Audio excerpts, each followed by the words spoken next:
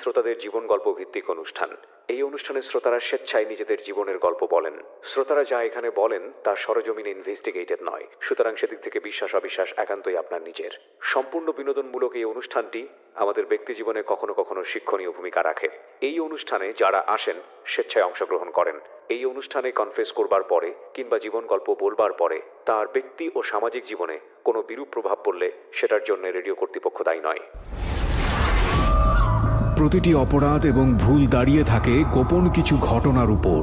আমরা সেই গোপনকে আনতে চাই সবার সামনে, যে গোপন আপনাকে অপরাধ কিংবা ভুলের মূল কারণ দেখিয়ে দেবে। আপনি হয়তো নতুন করে ভাবতে শিখবেন কিভাবে অপরাধ থেকে দূরে থাকা যায়।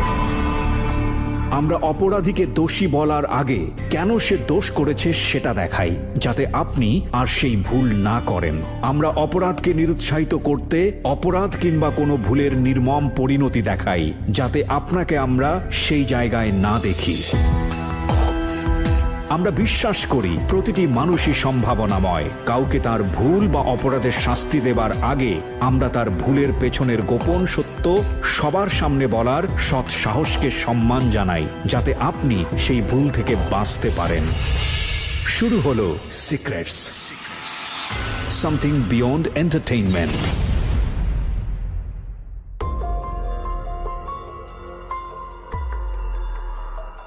প্রিয় দর্শক এবং শ্রোতা, আসসালামু আলাইকুম। আপনারা শুনছেন সিক্রেটস এবং দেখছেন একই সাথে আমি আরজি কিবরিয়া আপনার সঙ্গে রয়েছি।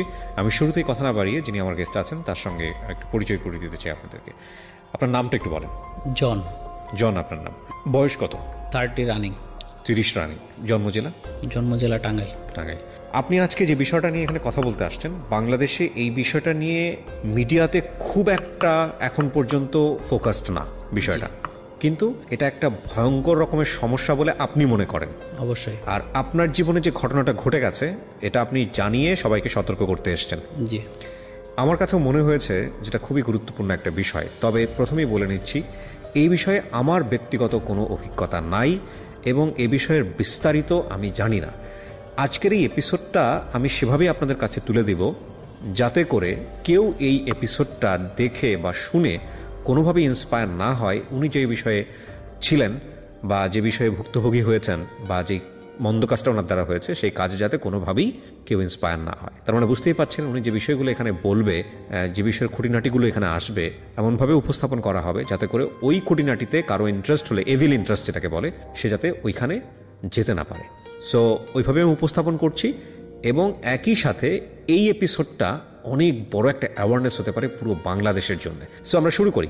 জি বলুন, আপনি ছোটবেলা থেকে যেখান থেকে, প্রথমে আগে ব্যাকগ্রাউন্ডটা জানবো। আমি গ্রামে বড় হয়েছি, ছোটবেলা থেকে গ্রামেই ছিলাম। টাঙ্গাইল সদরের খুব কাছাকাছি গ্রাম, মানে শহরের একদম নিকটেই। তো ফ্যামিলি বলতে আমার বাবা মা 5 ওয়াক্ত নামাজ পড়ে, মানে ইসলাম মাইন্ডেড। উনি হচ্ছে তালিমও করে, বাড়িতে তালিমে করে। আর বাবা ব্যবসায়ী। ছোটোবেলা থেকে আমাদেরকে একটু সময় কম দিতে পারতো, মানে সকালে বেরিয়ে যেত, দেখা যেত রাত্রে আসছে আমরা ঘুমিয়ে আছি, এরকম দেখা গেছে। এমন হয়েছে যে সপ্তাহে 2-1 দিন দেখা হয়েছে বাড়িতে থাকার পরেও, ব্যবসা নিয়ে অনেক ব্যস্ততার কারণে আর কি। আর ছোটোবেলায় স্কুল লাইফ পার করে, স্কুলে পড়াশোনা খুব ভালো ছিলাম এটা বলা যাবে না, কিন্তু খুব খারাপ ছিলাম এরকম না। সবসময় দেখা যায় 5-7 এরকমের মধ্যেই থাকতো রোল আর কি। তো এসএসসি কমপ্লিট হওয়ার পরে ইন্টার টাঙ্গাইলেই করা হয়। আমরা 3 ভাই 1 বোন। বাবা ব্যবসায়ী ছিলেন? জি। আমাদের বিজনেস বলতে কাঠের বিজনেস, ফার্নিচার আর সোমিল আছে কাঠের। মানে আমরা বলতে পারি মধ্যবিত্ত একটা মধ্যবিত্ত ফ্যামিলি। তো বিবিএ জন্য আর কি, যখন আমার ইন্টার কমপ্লিট হয়ে গেল তখন ভার্সিটিতে ভর্তির জন্য ট্রাই করলাম, কয়েকটাতে হলো না। তো জাতীয়তে আমার ম্যানেজমেন্ট সাবজেক্টটাতে আমার হলো টাঙ্গাইলে আর কি, করুলিয়াতে। তো আমি আসলে অ্যাকাউন্টিং চাচ্ছিলাম, যে আমি অ্যাকাউন্টিংয়ে পড়াশোনাটা করব। তো তখন যখন হলো না তখন আমি প্রাইভেটে ভর্তি হই আর কি, ঢাকাতে চলে আসি। বাবাও চাচ্ছিল এভাবেই, তো এইভাবেই ঢাকাতে চলে আসা। কত সালে ঢাকাতে আসি? 2010-এ। 10 বছর আগে। জি। তো এসে ঢাকাতে প্রাইভেট একটা ভার্সিটিতে ভর্তি হই। তারপর যখন আমি ভার্সিটিতে আসি, তারপরে যখন আপনার 2011 শেষ দিকের কথা বলছি, তখন আর কি আমাদের হোস্টেলে, মানে আমরা হোস্টেলে থাকতাম, 6 তলা বিল্ডিং, পুরোটাই হোস্টেল আর কি। এক এক ফ্লোরে 4 জন, মানে এক এক রুমে 3 জন 4 জন এরকম করে রুমে থাকা হতো আর কি। তো আমরা যে রুমটাতে ছিলাম ওটাতে আমরা 3 জন থাকতাম আর কি। আমার একটা ছোট ব্যাচের, মানে আমাদের এক সেমিস্টার নিচে ছিল, ওর বাসা ছিল পাবনাতে, আর একটা বড় ভাই ছিল, ওনার বাসাও পাবনাতে ছিল। বড় ভাইরা দেখতাম আমরা যখন আর কি মাঝখানে 2011-তে একটা আসছিল, অনলাইনে ক্লিক করলেই টাকা, এরকম একটা বিষয় আসছিল। তো ওনারা সেমিস্টার ফিসের টাকা না জমা করে মানে ওনারা ওই আইডি খুলতেছে।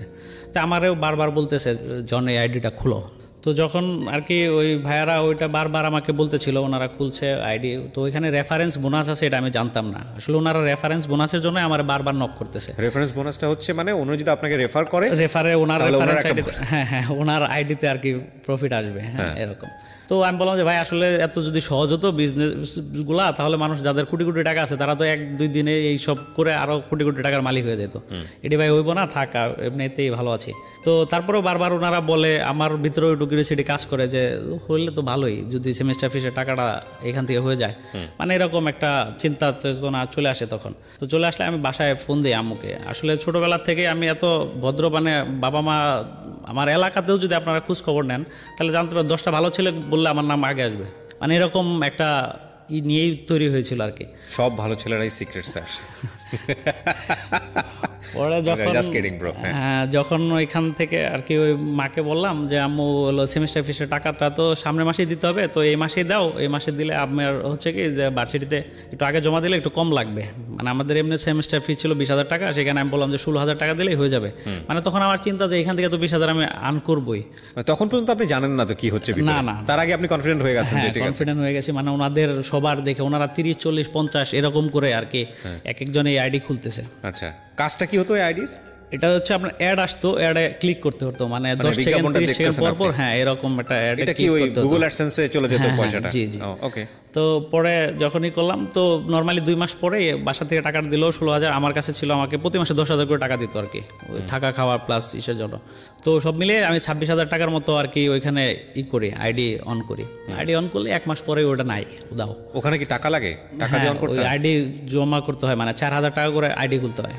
আমি 6টা আইডি খুলি 24,000 টাকা দিয়ে, আর ওই যে ভাইয়ের খুলে দেয় ওইটার ঘোরাঘুরিতে 2,000 টাকা ওনারা নেয় আর কি।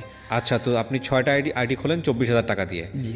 4,000। এই টাকাটা কারা পেত? আইডি ওনারা ওই যে আমাকে হলো আইডি দিয়ে দিত, একটা পিন দিয়ে দিত, ওইখানে টাকা জমা হচ্ছে দেখাতো, এটাই। আসলে টাকাটা কার মাধ্যমে কার কাছে গেছে এটাও আমরা জানতাম না তখন আর কি। ইন্টারেস্টিং বিষয়টা হচ্ছে যে আইডিগুলো শুধুমাত্র বিজ্ঞাপন দেখবে, বিজ্ঞাপনের যখন কোনো ভিডিও দেখবে বা যে ভিডিওগুলো আলটিমেটলি আপনাদেরকে দেখতে বলা হবে সেগুলোই আপনারা দেখবেন। জি, ওখানে আসতেছে একের পর এক আসতেছে, এবং এটা কোথা থেকে আসতেছে আপনারা জানেন না? না, ওই গুগল এক্সচেঞ্জের মতো আর কি। এই বিজনেসটা ছিল, এখন আর নাই আমি যতদূর জানি, তাও জানি না আছে কিনা। এই ক্লিক বিজনেস এটাকে বলতো, মানে আসতো বসে বসে সবাই সারাদিন শুধু হলে ভিডিওতে ওই আইডিতে বিজ্ঞাপনে ক্লিক করতো। তো বিজ্ঞাপনে ক্লিক করলে ডাটা এন্ট্রি হয়ে যেত যে এতগুলো বিজ্ঞাপন আপনার শো করেছে, আর যারা বিজ্ঞাপন দিত তাদের পয়সাগুলো আলটিমেটলি হচ্ছে এইভাবে ডিস্ট্রিবিউট হতো। কি ভয়ঙ্কর একটা ব্যাপার। হ্যাঁ, যাই হোক, তারপর তো পরে দেখুন 1 মাস 1.5 মাস পরে যখন আইডি ম্যাচিউরড হতে আর কি বলছিল যে 45 দিন সময় লাগবে, 45 দিন পর থেকে আমরা ওইখান থেকে টাকা উঠাতে পারবো, এরকম একটা বলছে। তো 45 দিন যাওয়ার আগে আমরা শুনলাম যে এটা একটু সমস্যা হচ্ছে, তো টিভিতেও ওটা নিয়ে ফলোভাবে একটা হচ্ছে যে অনেক টাকা হয়েছে। তো আমাদের আইডিগুলো আর কাজ করছে না, মানে ওই ওয়েবসাইটটাতে আর ঢুকতে পারতেছি না আমরা। তো মাথায় তো টেনশন শুরু হয়ে গেলো, হ্যাঁ এত টাকা সেমিস্টার ফি দেবো কেমনে? তখন এই টাকাটাই অনেক টাকা মনে হতো, মানে 16,000 টাকা অনেক টাকা, 20,000 টাকা আমাকে জমা করতে হবে, আমি কোথা থেকে করবো? আমার যে টাকা দেয় ওটা তো আমার থাকা খাওয়াতেই চলে যায়। ঠিক আছে, তখন আমি টেনশনে পড়ে গেলাম যে আসলে কি করব, মানে কাউকে তো জবাবদিহিতা করার কেউ নাই, সুযোগ নাই। হ্যাঁ, তো এখন ওই ভাইয়ারাও তো লুজার, মানে ওনারাও তো ভুক্তভোগী। এখন ওনাদের কি বলবো, ওনারাও তো আমার মতো সাফার করতেছে, যার কারণে আর ওনাদেরকেও প্রেশার দেওয়ার মতো সুযোগ হয়ে ওঠে না। আর ভার্সিটিতে ওনারা সিনিয়র, ওনাদের সাথে ওইভাবে আসলে ঝামেলা করলে ঝামেলা হয়ে যায়, প্রাইভেটে আর একটু বেশি ঝামেলা হয় এগুলোতে। তো পরে ফাইনালি তো মিড টার্ম চলে আসলো, মিড টার্ম দিলাম। মিড টার্ম দেওয়ার পরেই তো টিউশন ফি জমা দেওয়ার জন্য আর কি ভার্সিটি থেকে একটু চাপ দেয়। তো কি করা যায় এর মধ্যেই এক ভাই আসছিল আর কি, ওই যে ভাই আমার রুমে থাকতো ওনার ফ্রেন্ড আর কি, ওনারা ইংলিশ ডিপার্টমেন্টে ছিল, আমরা বিপিএতে ছিলাম, উনি ইংলিশ ডিপার্টমেন্টে ছিল আর কি।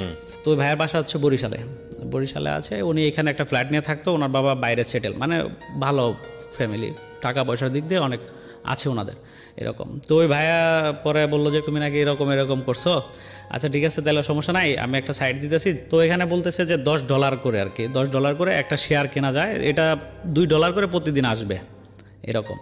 তো তো এখন আমি বললাম যে ভাইয়া এখন তো টাকা কিভাবে অ্যারেঞ্জ করবো। আপনি তখন ইউনিভার্সিটিতে ফার্স্ট ইয়ারে ফার্স্ট ইয়ার এবং কেবলমাত্র ঢাকাতে এসেছেন। ঢাকায় আসছি, এর আগে আমি আসলে ঢাকায় কখনো আসা হয়নি। খেয়াল করবেন, এগুলো খুব ইম্পর্টেন্ট। ঠিক আছে, আমার বেড়ে ওঠা মানে আমার নিজ জেলাতেই, ওইখানেই পড়াশোনা প্লাস সবসময় ওই এরিতে, বাইরে যাওয়া হয় না, কখনো ঘুরতে গেছি বাট ওই রকম ভাবে এসে থাকা এই করা এরকম কখনো হয়। ইউনিভার্সিটির বড় ভাইরা আসলে তখন হিরো, ইউনিভার্সিটির টিচাররা তখন সবচেয়ে মহামানব।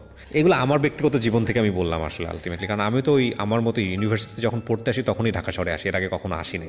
সো আমাদের মতো গ্রামে বড় হওয়া ছেলেমেয়েদের জন্য এই বিষয়গুলো যে আসলে আসল না নকল, এগুলোতে করলে যে আসলে কি হইতে পারে এগুলো বুঝে ওঠার সুযোগ হয়ে ওঠে না। এটা ইম্পর্টেন্ট। হ্যাঁ বলেন তারপর। তো ভাইয়া বলতেছে যে তাহলে তোমার ওই লসটা কাভার করতে পারবা, যে ক্লিকে যে লসটা হয়েছে এই লসটা তোমার কাভার হয়ে যাবে। তো আমি বললাম যে ভাই আসলে এখন তো টাকা অ্যারেঞ্জ করা পসিবল না, তারপর আমি দেখি কি করা যায়, তারপর আবার সেমিস্টার ফি দিতে হবে। তো তখন ওই ভাইয়া বলতেছে যে তোমার সেমিস্টার ফির ব্যাপারটা আমি দেখবো, মানে তোমার পরীক্ষা দেওয়ার ব্যবস্থাটা আমি করে দেবো, সেটা যেভাবেই হোক। তোমার আইডি কার্ড পেলেই হয়েছে, মানে অ্যাডমিট কার্ড যেটা আর কি বলি আমরা, পরীক্ষার আগে একটা অ্যাডমিট কার্ড দেয় ভার্সিটি থেকে, ওই অ্যাডমিট কার্ডটা পেলেই হলো। তো আমি বললাম যে আচ্ছা ঠিক আছে ভাই, তাহলে তো সমস্যা নাই, আমি দেখি কথা বলে। তো আম্মুকে বললাম যে আম্মু আমি তো আসলে অনলাইনে কাজ করতেছি, আমার ওই পিসিটাতে কাজ করছে না, তো আমার একটু ভালো পিসি দরকার, মানে একটা ভালো কম্পিউটার দরকার। মিথ্যা কথা বললাম। হ্যাঁ মিথ্যা বললাম। পরে আম্মু বলতেছে এখন কত টাকা লাগতে পারে, তো আমি বললাম যে 40-45 হাজার টাকার মতো লাগতে পারে। পরে আম্মু বলতেছে যে ঠিক আছে, আমি তোমার বাবার সাথে কথা বলে যত তাড়াতাড়ি সম্ভব দেওয়ার ব্যবস্থা করতেছি। তো তারপরে সপ্তাহে আমি বাড়ি যাই আর কি, আমরা 2 সপ্তাহ পর পরই বাড়ি যেতাম আর কি। তো বাড়ি গেলে পরে আম্মুকে একটু বুঝাই বলি আর কি। আম্মু তো মানে ওনাদের তো বিশ্বাস যে আমি কখনো মিথ্যা বলি না, ওনাদের সাথে কখনোই বলেই নাই পূর্বেতে। তো যেটা বলতেছি যেটা মনে হয় আসলে সম্ভব। হ্যাঁ, তো আমি বলতেছি আসলে আমার পিসিটা খুব দরকার, আর এটা হলে আমি মোটামুটি চলার টাকা আর দিতে হবে না, আমি এখান থেকে আর্ন করতে পারবো। তো আম্মু বলতেছে আচ্ছা ঠিক আছে। তারপরে বাবা আমার আসার সময় টাকাটা দিয়ে দিল, 45 হাজার টাকা দিয়ে দিল আর কি। 26 হাজার টাকার পরে আরো 45 হাজার টাকা। হ্যাঁ 45 হাজার টাকা নিয়ে আসলাম। 45 হাজার টাকা নিয়ে এসে পরে এখন পরে ওই ভাইয়ারে ফোন দিছি, আইসে মানে আসার সময়ই ফোন দিছি ভাইয়াকে যে ভাই আমি তো টাকা ম্যানেজ করছি, আমি আসতেছি, আপনার তাহলে আইডি খোলার একটু ব্যবস্থা করে দেন। পরে বলছে আচ্ছা তোমার সমস্যা নাই, তুমি আইসা আমার এখানে আসো। পরে আমি বললাম যে ঠিক আছে। পরে আসলাম, আমি তো বিকেলবেলায় রওনা দিচ্ছি, রাত্রি হয়ে গেছে 9টা 9:30 মতো বাজে আর কি। তো ফোন দিলাম যে ভাইয়া তাহলে কি এখনই আসবো না কালকে সকালে আসবো? পরে বলতেছে তোমার খুশি। তো আমি বললাম যে ভাই তাহলে এখনই আসি, মানে আমার ভিতরে কাজ করতেছে যে ওই লসটা তো আমার কাভার করতেই হবে যে কোনো মূল্যে। ঠিক আছে। তো আমি গেলাম ভাইয়ার ওইখানে, ভাইয়ার বাসাতে ভাইয়া একাই থাকতো, আন্টি মাঝে মাঝে এসে থাকতো আর কি। তো পরে ভাইয়া দেখালো সিস্টেমগুলো, পরে দেখালো বলতে আমি তো ওইভাবেই করলাম। আমি পরে বললাম যে ভাইয়া এটা তো ওইটার মতোই সিস্টেম, এখানে কোনো কাজই করতে হতো না। তো ভাইয়া বলতেছে যে আসলে এটাতে আছে, এটা ট্রাস্টেড, কোনো সমস্যা নাই, তুমি করো। তো আমি করলাম। পরে আমি কি করলেন আপনি? টাকাটা কি করলেন? টাকাটা ভাইকে দিলাম, 40 হাজার টাকা আমি ভাইকে দিলাম, 5 হাজার টাকা আমি রেখে দিলাম। ও 40 হাজার টাকা কি করলো? 40 হাজার টাকা ই করে পরে আমাকে হলো ওই $10 করে আর কি, আমাকে বুঝালো যে $10 ই করতে তোমার 1000 মানে 10,000। কিন্তু ডলারে কনভার্টটা করলো কিভাবে? ওনার মাস্টার কার্ড আছে, উনি ওইখানে ইনভেস্টও করছিল। আচ্ছা আপাতত আপনি এটা বুঝতেছেন না যে উনি কিভাবে ডলারে কনভার্ট করতেছে, উনি আপনাকে এটা জাস্ট আমি হলো ওনাকে ট্রাস্ট করে আমি ওনারটা মানে টাকাটা দিলাম আর কি। আচ্ছা। তো ভাই আমার আইডি দিল, আমার নামে আর কি আইডি খুলে দিল, কয়েকটা খুলে দিলে পরে আমি ওই আইডিগুলো দিয়েই করলাম। তো ফাইনালি আমি ওইখান থেকে 30 হাজার টাকার মতো আমি উঠাইছিলাম আর কি। আচ্ছা। 40 হাজার টাকার মধ্যে 30 হাজার টাকার মতো আমি উঠাইছিলাম। তারপরে একদিন হঠাৎ করে সকালবেলা, মানে ওইটাই হতো কি সকালবেলা আপনার তুলতেন কিভাবে, টাকাটা আসতো কোথায়? ওই যে ওই তখন আমরা এই করতাম পেজা। আচ্ছা, ওইখানে আপনাকে টাকাটা দিয়ে দিত? হ্যাঁ, পেজা অ্যাকাউন্টে টাকাটা জমা হতো। পেজা থেকে সরাসরি ব্যাংকে চলে আসতো? হ্যাঁ, ওই ভাইয়া মাস্টার কার্ড থেকে আমাকে ক্যাশ দিত আর কি, হিসাব করে ওনার ব্যাংক অ্যাকাউন্টে চলে আসতো। তো পরে 30 হাজার টাকার মতো আমাকে আর কি 2 ইয়েতে দিল আর কি, 15,000 মতো দিল। কদিন লাগলো এটা করতে? এটা আমি পাইছি 1 মাসের কাছাকাছি আর কি, 27-28 দিন পর। তো পাওয়ার পরে একদিন মানে এই টাকাটা হলো সকালে জমা হতো, মানে আমরা রাত্রে ঘুমাইতাম, দেখা যেত 2টা-3টার দিকে, সকালে উঠে দেখতাম যে অ্যাকাউন্টে টাকা আছে। তো ওই দিন আর কি ঘুম ভাঙে গেছে, মানে ফজরের নামাজের আজান দিচ্ছে ওই সময় আর কি। তো ঘুম ভাঙছে, আমি দেখি তো কয়টার সময় টাকাটা দেখি জমা হয়েছে কিনা, মানে কিউরিওসিটি থেকে। পরে অ্যাকাউন্টে ঢুকছি, এখন দেখি সার্ভার ঢুকে না। আমি কি সার্ভার ঢুকতেছে না, কারণ কি? পরে বাইরে ওই সময় ফোন দিছি, তো উনি ফোন পিক করে না। নর্মালি উনি 3টা-4টার পরে ঘুমায়, 10টা-11টার আগে কারো ফোন পিক করে না, মানে সাইলেন্ট করে ঘুমাইতো আর কি। তো পরে আমি যখন হলো 10টা-11টা, মানে আমার তো সময় যাচ্ছে আর টেনশন বাড়তেছে যে এইখানেও কি তাইলে আবার ধরা খেলাম নাকি, এরকম একটা কাজ করছে। পরে যখন হলো ফোন দিলাম, বললো যে এমনিতে সার্ভার একটু সমস্যা হয়তো মাঝে মাঝে হয়, এটা ঠিক হয়ে যাবে। তো 1-2 দিন কোনো খবর নাই, উনি বলতেছে 72 ঘন্টার মধ্যে ঠিক হবে, এরকম বলতেছে আমাদেরকে আর কি। তো 72 ঘন্টা তো পার হয়ে গেল, কোনো খবর নাই তো নাই। পরে ওই সাইডটাতে ওই হয়ে গেল, পরে ওইখানে আমার ওই 10,000 টাকার মতো আর কি লস হলো। 40 থেকে 30 পাইলেন, 10 লস। পরে 30,000 টাকা ছিল, ওই টাকাটা আমি সেমিস্টার ফিস জমা দিয়ে দিলাম, ফাইনাল পরীক্ষা চলে আসলো, পরে আমি ওইখানে 20,000 টাকা জমা দিয়ে দিলাম। হ্যাঁ, জমা দেওয়ার পরে সেকেন্ড সেমিস্টার আর কি, ফার্স্ট সেমিস্টার না, সেকেন্ড সেমিস্টার। ওকে, সেকেন্ড সেমিস্টারের টাকাটা আমি জমা দিয়ে দিলাম, জমা দিয়ে পরে ফাইনাল পরীক্ষা দিলাম। পরীক্ষা দেওয়ার পরে আর কি মন টন একটু খারাপই, যে মার কাছ থেকে এত টাকা আনলাম, টাকাগুলা কিভাবে কি করলাম, মানে এখন ভাইয়াদেরও কিছু বলতে পারতেছি না, মানে কোনোভাবেই কোনো কিছু মেনে নিতে পারতেছি না এরকম। তো এর মধ্যেই আর কি ওই টাকাটা কিভাবে আসতো এগুলো কি আপনি ওনার কাছ থেকে বুঝেছিলেন যে এই ওয়েবসাইটে আপনি যে কাজটা করতেছেন যখন আমরা ওই টাকাটাই করতাম, ওরা হচ্ছে অন্য একটা সাইডে মানে ওই টাকাগুলো খাটাতো, আচ্ছা, মানে ইনভেস্ট করতো, ওই টাকাটা ওরা পেজের মাধ্যমে উঠায় নিয়ে ওরা এই করতো, ব্যবসা করতো, এরকম বুঝাইছিল আর কি। ওরা আলাদা শেয়ারের ব্যবসা করতেছে, ওইখান থেকে যে প্রফিট হয় সেখান থেকে আমাদের দিচ্ছে, এরকম বুঝাইছিল আর কি। তো যাই হোক, ওইখান থেকে পরে নর্মালি আমার ওই লসই হলো। পরে যখন সেমিস্টার ফাইনাল পরীক্ষা শেষ হয়ে গেল, বন্ধ ছিল আর কি, 1 সপ্তাহের মতো বন্ধ। তো আমি এলাকাতে গেছি আর কি, আমাদের এলাকাতে। তো এলাকাতে গিয়ে আমাদের বেশ কিছু ফ্রেন্ড আর কি, যারা স্কুল লাইফের ফ্রেন্ড আর কি, তো ওদের সাথে কথায় কথায় ওরা ওই ক্রিকেটের ব্যাপার, একটা বিটিংয়ের ব্যাপার কথা বলতেছিল আর কি, যে লোকালে তো সেই খেলা হয়, আয় যায় তোরা দেয় নিয়ে। তো আমি বললাম যে ক্রিকেট আবার বাজি হয় কিভাবে, ক্রিকেট আবার বাজি খেলে আমরা দেখা যেত যখন আমরা ওই নর্মালি এলাকাতে খেলতাম, ওই 2 লিটার 10 লিটার 7 আপ বা এই যে খেলা শেষে 2 দল মিলে টাকাটা দিব, দিয়ে আমরা খাবো, এটাই বাজি, এটাই আমরা ভাবতাম যে এটাই ক্রিকেটে বাজি চলে। এর সাথে যে অন্য কিছু বাজি আছে এটা আমরা কখনো মানে ওই সময়টাতে বুঝতাম না আর কি। তো পরে আমার নিয়ে গেল, ওটাতে আমরা গেলাম, 4 জন গেলাম ওইখানে। তো একটা চায়ের দোকান, তো অনেক লোকজন, মানে 4 দোকানে বসার জায়গা না, এরকম একটা অবস্থা। তো কোনো রকম মানে বসলাম, মানে একজনের চেয়ারে 2 জন 3 জন এরকমও বসে আছে, এই অবস্থা আর কি। তো বল করতেছে, দেখা গেছে একটা ব্যাটসম্যান ব্যাট করতেছে, ওরা বলতেছে এই ওভারে 6 হবে, ও বলতেছে 7 হবে। মানে যে ডাইকে নিতেছে, ও যারটা ডাক বেশি, আপনার যে যার মতো 500, 1000, 2000 এরকম করে টাকা ধরতেছে। তা আমি তো মোটামুটি ক্রিকেট খেলাটা আর কি বললাম, আমি ছোটোবেলা থেকে এটাই আমি মোটামুটি প্লেয়ার বা সব কিছু ভালো হচ্ছে জানি, চিনি যে কোনো দলের খেলা হলে। তো আমি বললাম যে এই ওভারে 10 হবো, কনফার্ম থাক। তো ও কথা বুঝিস, মানে আমারে বলতেছে, কয় তুই ধরবি? আমি না, আমি তো টাকা নিয়ে আসি নাই। কয় তাহলে ঠিক আছে, তোর কথার উপরে আমি ধরতেছি। আমি বললাম আচ্ছা ধর। তো 10-এর কথা বলছি, ও এবারে 12 হয়েছে। মানে যখন একটা খেলা শেষের দিকে থাকে তখন তো নর্মালি ব্যাটসম্যানটা মারবে, এটা তো কমন নর্মাল একটা ইস্যু। পরের ওভারে আমি বললাম যে এই ওভার 12-এর উপরে যাবে। তো ও 5,000 টাকার মতো একটা বিট করলো, মানে 3-4 জনের কাছ থেকে টাকাটা খাইলো। মানে ও 12 বলাতে সবাই ওকে টাকাটা আগে দিচ্ছে, আমারটা নাও। তো ও আমার দিকে তাকাচ্ছে, আমি বলি নে। মানে আমি ওরে সাহস দিচ্ছি যে নে, হবে এরকম। তো ও আগের ওভারে হয়েছে, এই বিদায় ও ট্রাস্ট করছে যে হতে পারে, তো ও নিচে, ওটাও হয়েছে। হইলে এখন অন্য লোকজন সব আমার দিকে তাকায় আছে, মানে যে ও বলতেছে আর হচ্ছে এরকম, ঠিক আছে। পরে আমি বললাম যে চল, আজকের মতো এখানে আর থাকার দরকার নাই, সবাই আমার দিকে তাকায় আছে, প্রবলেম হবে, বাসায় জানলে সমস্যা, সবাই তো চিনে। পরে বলছে না থাকি, আর একটু থাকি। মানে আপনি তো আন্দাজি বলতেছেন? হ্যাঁ, না আন্দাজি বলতে ক্রিকেট খেলার উপরে ক্রিকেটটা বোঝেন, ওইটার উপরে বলতেছি এখানে, মানে ওটা তো প্লেয়াররা খেলতেছে, ওটা তার আমার বলার কোনোই নাই। না ভাবতেছে যে আপনি জানেন কিনা, যোগাযোগ আছে কিনা এরকম। পরবর্তীতে যখন আমি হলো, পরে চলে আসলাম আর কি, ও 13,000 টাকার মতো এখান থেকে লাভ হলো তখন আর কি। চলে আসার পরে পরের দিন ও আমাকে ফোন দিচ্ছে যে বন্ধু চল আজকে ওখানে যাই। তো আমার কাছে ওই যে 10,000 টাকা আছে ওইটা। পরে বলতেছে তাহলে বন্ধু আমিও যাবো, কিন্তু একটু যাতে প্রবলেম না হয় ওইভাবে। আচ্ছা তুই সমস্যা নাই, খেলতে পারবি, প্রবলেম নাই, তুই কর, টাকা নিয়ে আস। পরে আমি 10,000 টাকা নিয়ে গেলাম ওইখান থেকে। আমি ওই দিন 40,000 টাকা নিয়ে আসি প্রথম দিন। মানে এরকম ওভার বল খেলে আর কি ওদের ওইখান থেকে, যেহেতু আপনি মোটামুটি অভিজ্ঞতা হ্যাঁ, যারা খেলছে দেখা যাচ্ছে কেউ মানে গ্রামের লোকজন তো মানে অতটা এক্সপিরিয়েন্স নাই খেলার প্রতি, মানে বুঝে খেলা দেখে এইটুকুই। হ্যাঁ, কোন ওভারে কত হতে পারে, একটা খেলার মুভমেন্টে তো বোঝা যায় যে এখন একটা ব্যাটসম্যান মারবে, সেট হয়েছে, ব্যাটসম্যান মারবে, এরকম সিচুয়েশন। ওনারা এগুলা বুঝতো না। ওনারা ওনাদের মতো মানে খেলা হচ্ছে, ওর ধরতেছে 6-7 এরকম, যে এরকম ডাকতেছে, একজন আরেকজনে দিচ্ছে। ওভার তো এক সময় এক ওভার রান হচ্ছে, এক ওভার হচ্ছে না, ওই জিতছে হারছে ওইভাবেই। কিন্তু ওইভাবে ওরা আর কি প্রফেশনালি যে অতটা ভালো আন্দাজ করতে পারবে যে কি, ওইরকম না। তো আমি 40,000 টাকার মধ্যে করাতে আমার সাথে আর কেউ খেলতেছে না, মানে সবাই আর কি আমার দিকেই করতেছে। তো পরে আমি 40,000 টাকা নিয়ে আসলাম। ওই ফ্রেন্ডের 30-35 এরকমের মতো লাভ হলো, আমরা দুজন পরে চলে আসলাম।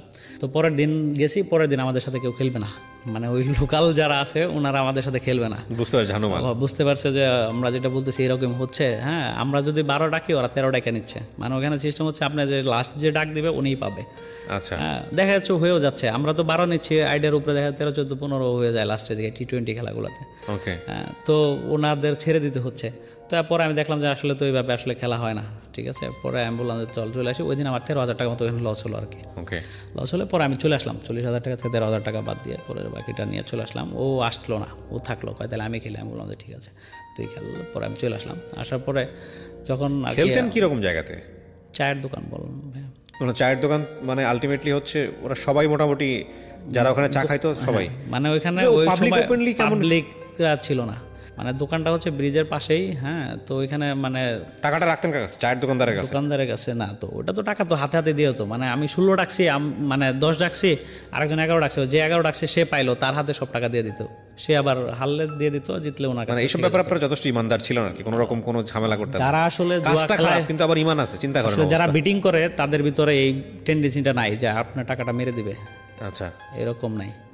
আপনি দিতে পারতেছে না, হয়তো অনেক সময় প্রবলেম হয়ে যায় যে ক্যাশ নাই, বইলে ফেলছে নাই, আচ্ছা দিস কবে দিবি বল, এরকম হতো আর কি।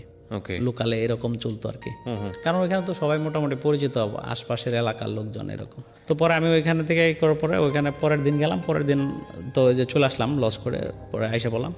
পরে ওই ফ্রেন্ড বলতেছে যে বন্ধু এখানে তো সমস্যা, তাহলে চল আমার আরেকটা লিঙ্ক আছে ওইখানে যাই।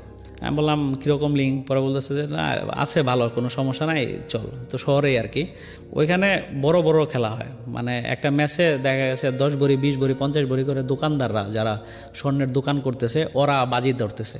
এটা খেলা শুরুর আগে ম্যাচের উপরে। ধরেন আজকে পাকিস্তান বাংলাদেশের খেলা, সাপোজ পাকিস্তান অফার করছে 3,000 করে নর্মালি। মানে পাকিস্তান যদি আপনি নেন আপনাকে 3,000 করে দিতে হবে 1,000-এ, আর আমি বাংলাদেশ নিলাম, আমি যদি জিতি তাহলে আমাকে 1,000-এ 3,000 দিবে আর কি, আর হারলে আমার 1,000 দিতে হবে এরকম। আর ওরা ভরির হিসাবটা ওই রকম করতো যে 5 ভরি দিলাম, জিতলে তুই 2 ভরি দিবি এরকম। সবটুকু গোল্ডের? হ্যাঁ, সবই সব গোল্ডে। ওরা গোল্ডে করতো, গোল্ডটাকে আবার টাকায় কনভার্ট করতো না, ওরা গোল্ডই নিত। ওরে বা, ওরা গোল্ডই নিত। মানে ওই যে দোকান, স্বর্ণের দোকান, ওদের তো হিউজ মানে ব্যবসায়, স্বর্ণের দোকানদার তোদের ব্যবসায়। তো আমি বললাম যে বন্ধু এনে নিয়ে এসো, এনে তো স্বর্ণের খেলা হচ্ছে, সমস্যা নাই, যখন খেলা শুরু হবো আমগোড়াই শুরু হইব, তুই চুপ থাক, বৈশা থাক, দেখ। মানে আমার তো মানে ওনাদের ধরা দেখে আমি একটু হতভম্ব হয়ে গেছে আর কি, যে 5 ভরি 10 ভরি 20 ভরি 50 ভরি পর্যন্ত ওনারা ধরতেছে, স্টেক করতেছে, ঠিক আছে, স্বর্ণের দোকানে। তো আমরা টাকা নিয়ে গেছি 30-35 হাজার, এখানে তো 1 ভরি দামও না, তাহলে ওদের সাথে আমরা কিভাবে? আর আমাদের তো আর স্বর্ণ নাই এখানে, ওরা তো স্বর্ণ জমা দিচ্ছে, ঠিক আছে, স্বর্ণ এনে জমা দিচ্ছে, একজনের কাছে জমা দিচ্ছে, ওরা এই করতেছে। পরে আমি ওয়েট করলাম, ওয়েট করতে বললো। পরে যখন খেলা শুরু হলো তখন ওইখানে টিভি আছে, মানে চার দোকানের মতোই, মানে কয়েকটা মার্কেটের মাঝে আর কি, ফাঁকা জায়গাতে আর কি। তো এখানে চেয়ার টিয়ার ফেলায় খেলা দেখে, নর্মালি সবাই ভাবে যে খেলাই দেখতেছে। আর স্বর্ণের দোকানে ভিতরে যারা কাজ করে ওরা তো ভিতরে কাজ করে, তো ওইভাবে আসলে এফেক্ট করে না স্বর্ণের দোকানের ওই মাঝে খেলা দেখাতে, প্রবলেম হয় না। তো এই কারণে ওরা সবাই মানে মার্কেট বা অন্য লোকজন জানে যে এখানে এমনি খেলা টেলা দেখে, এতটি মার্কেটে দোকান, এই কারণে। কিন্তু মূলত এখানে মূল উদ্দেশ্যই হচ্ছে খেলা দেখার, ওই বাজির কারণেই খেলা দেখে।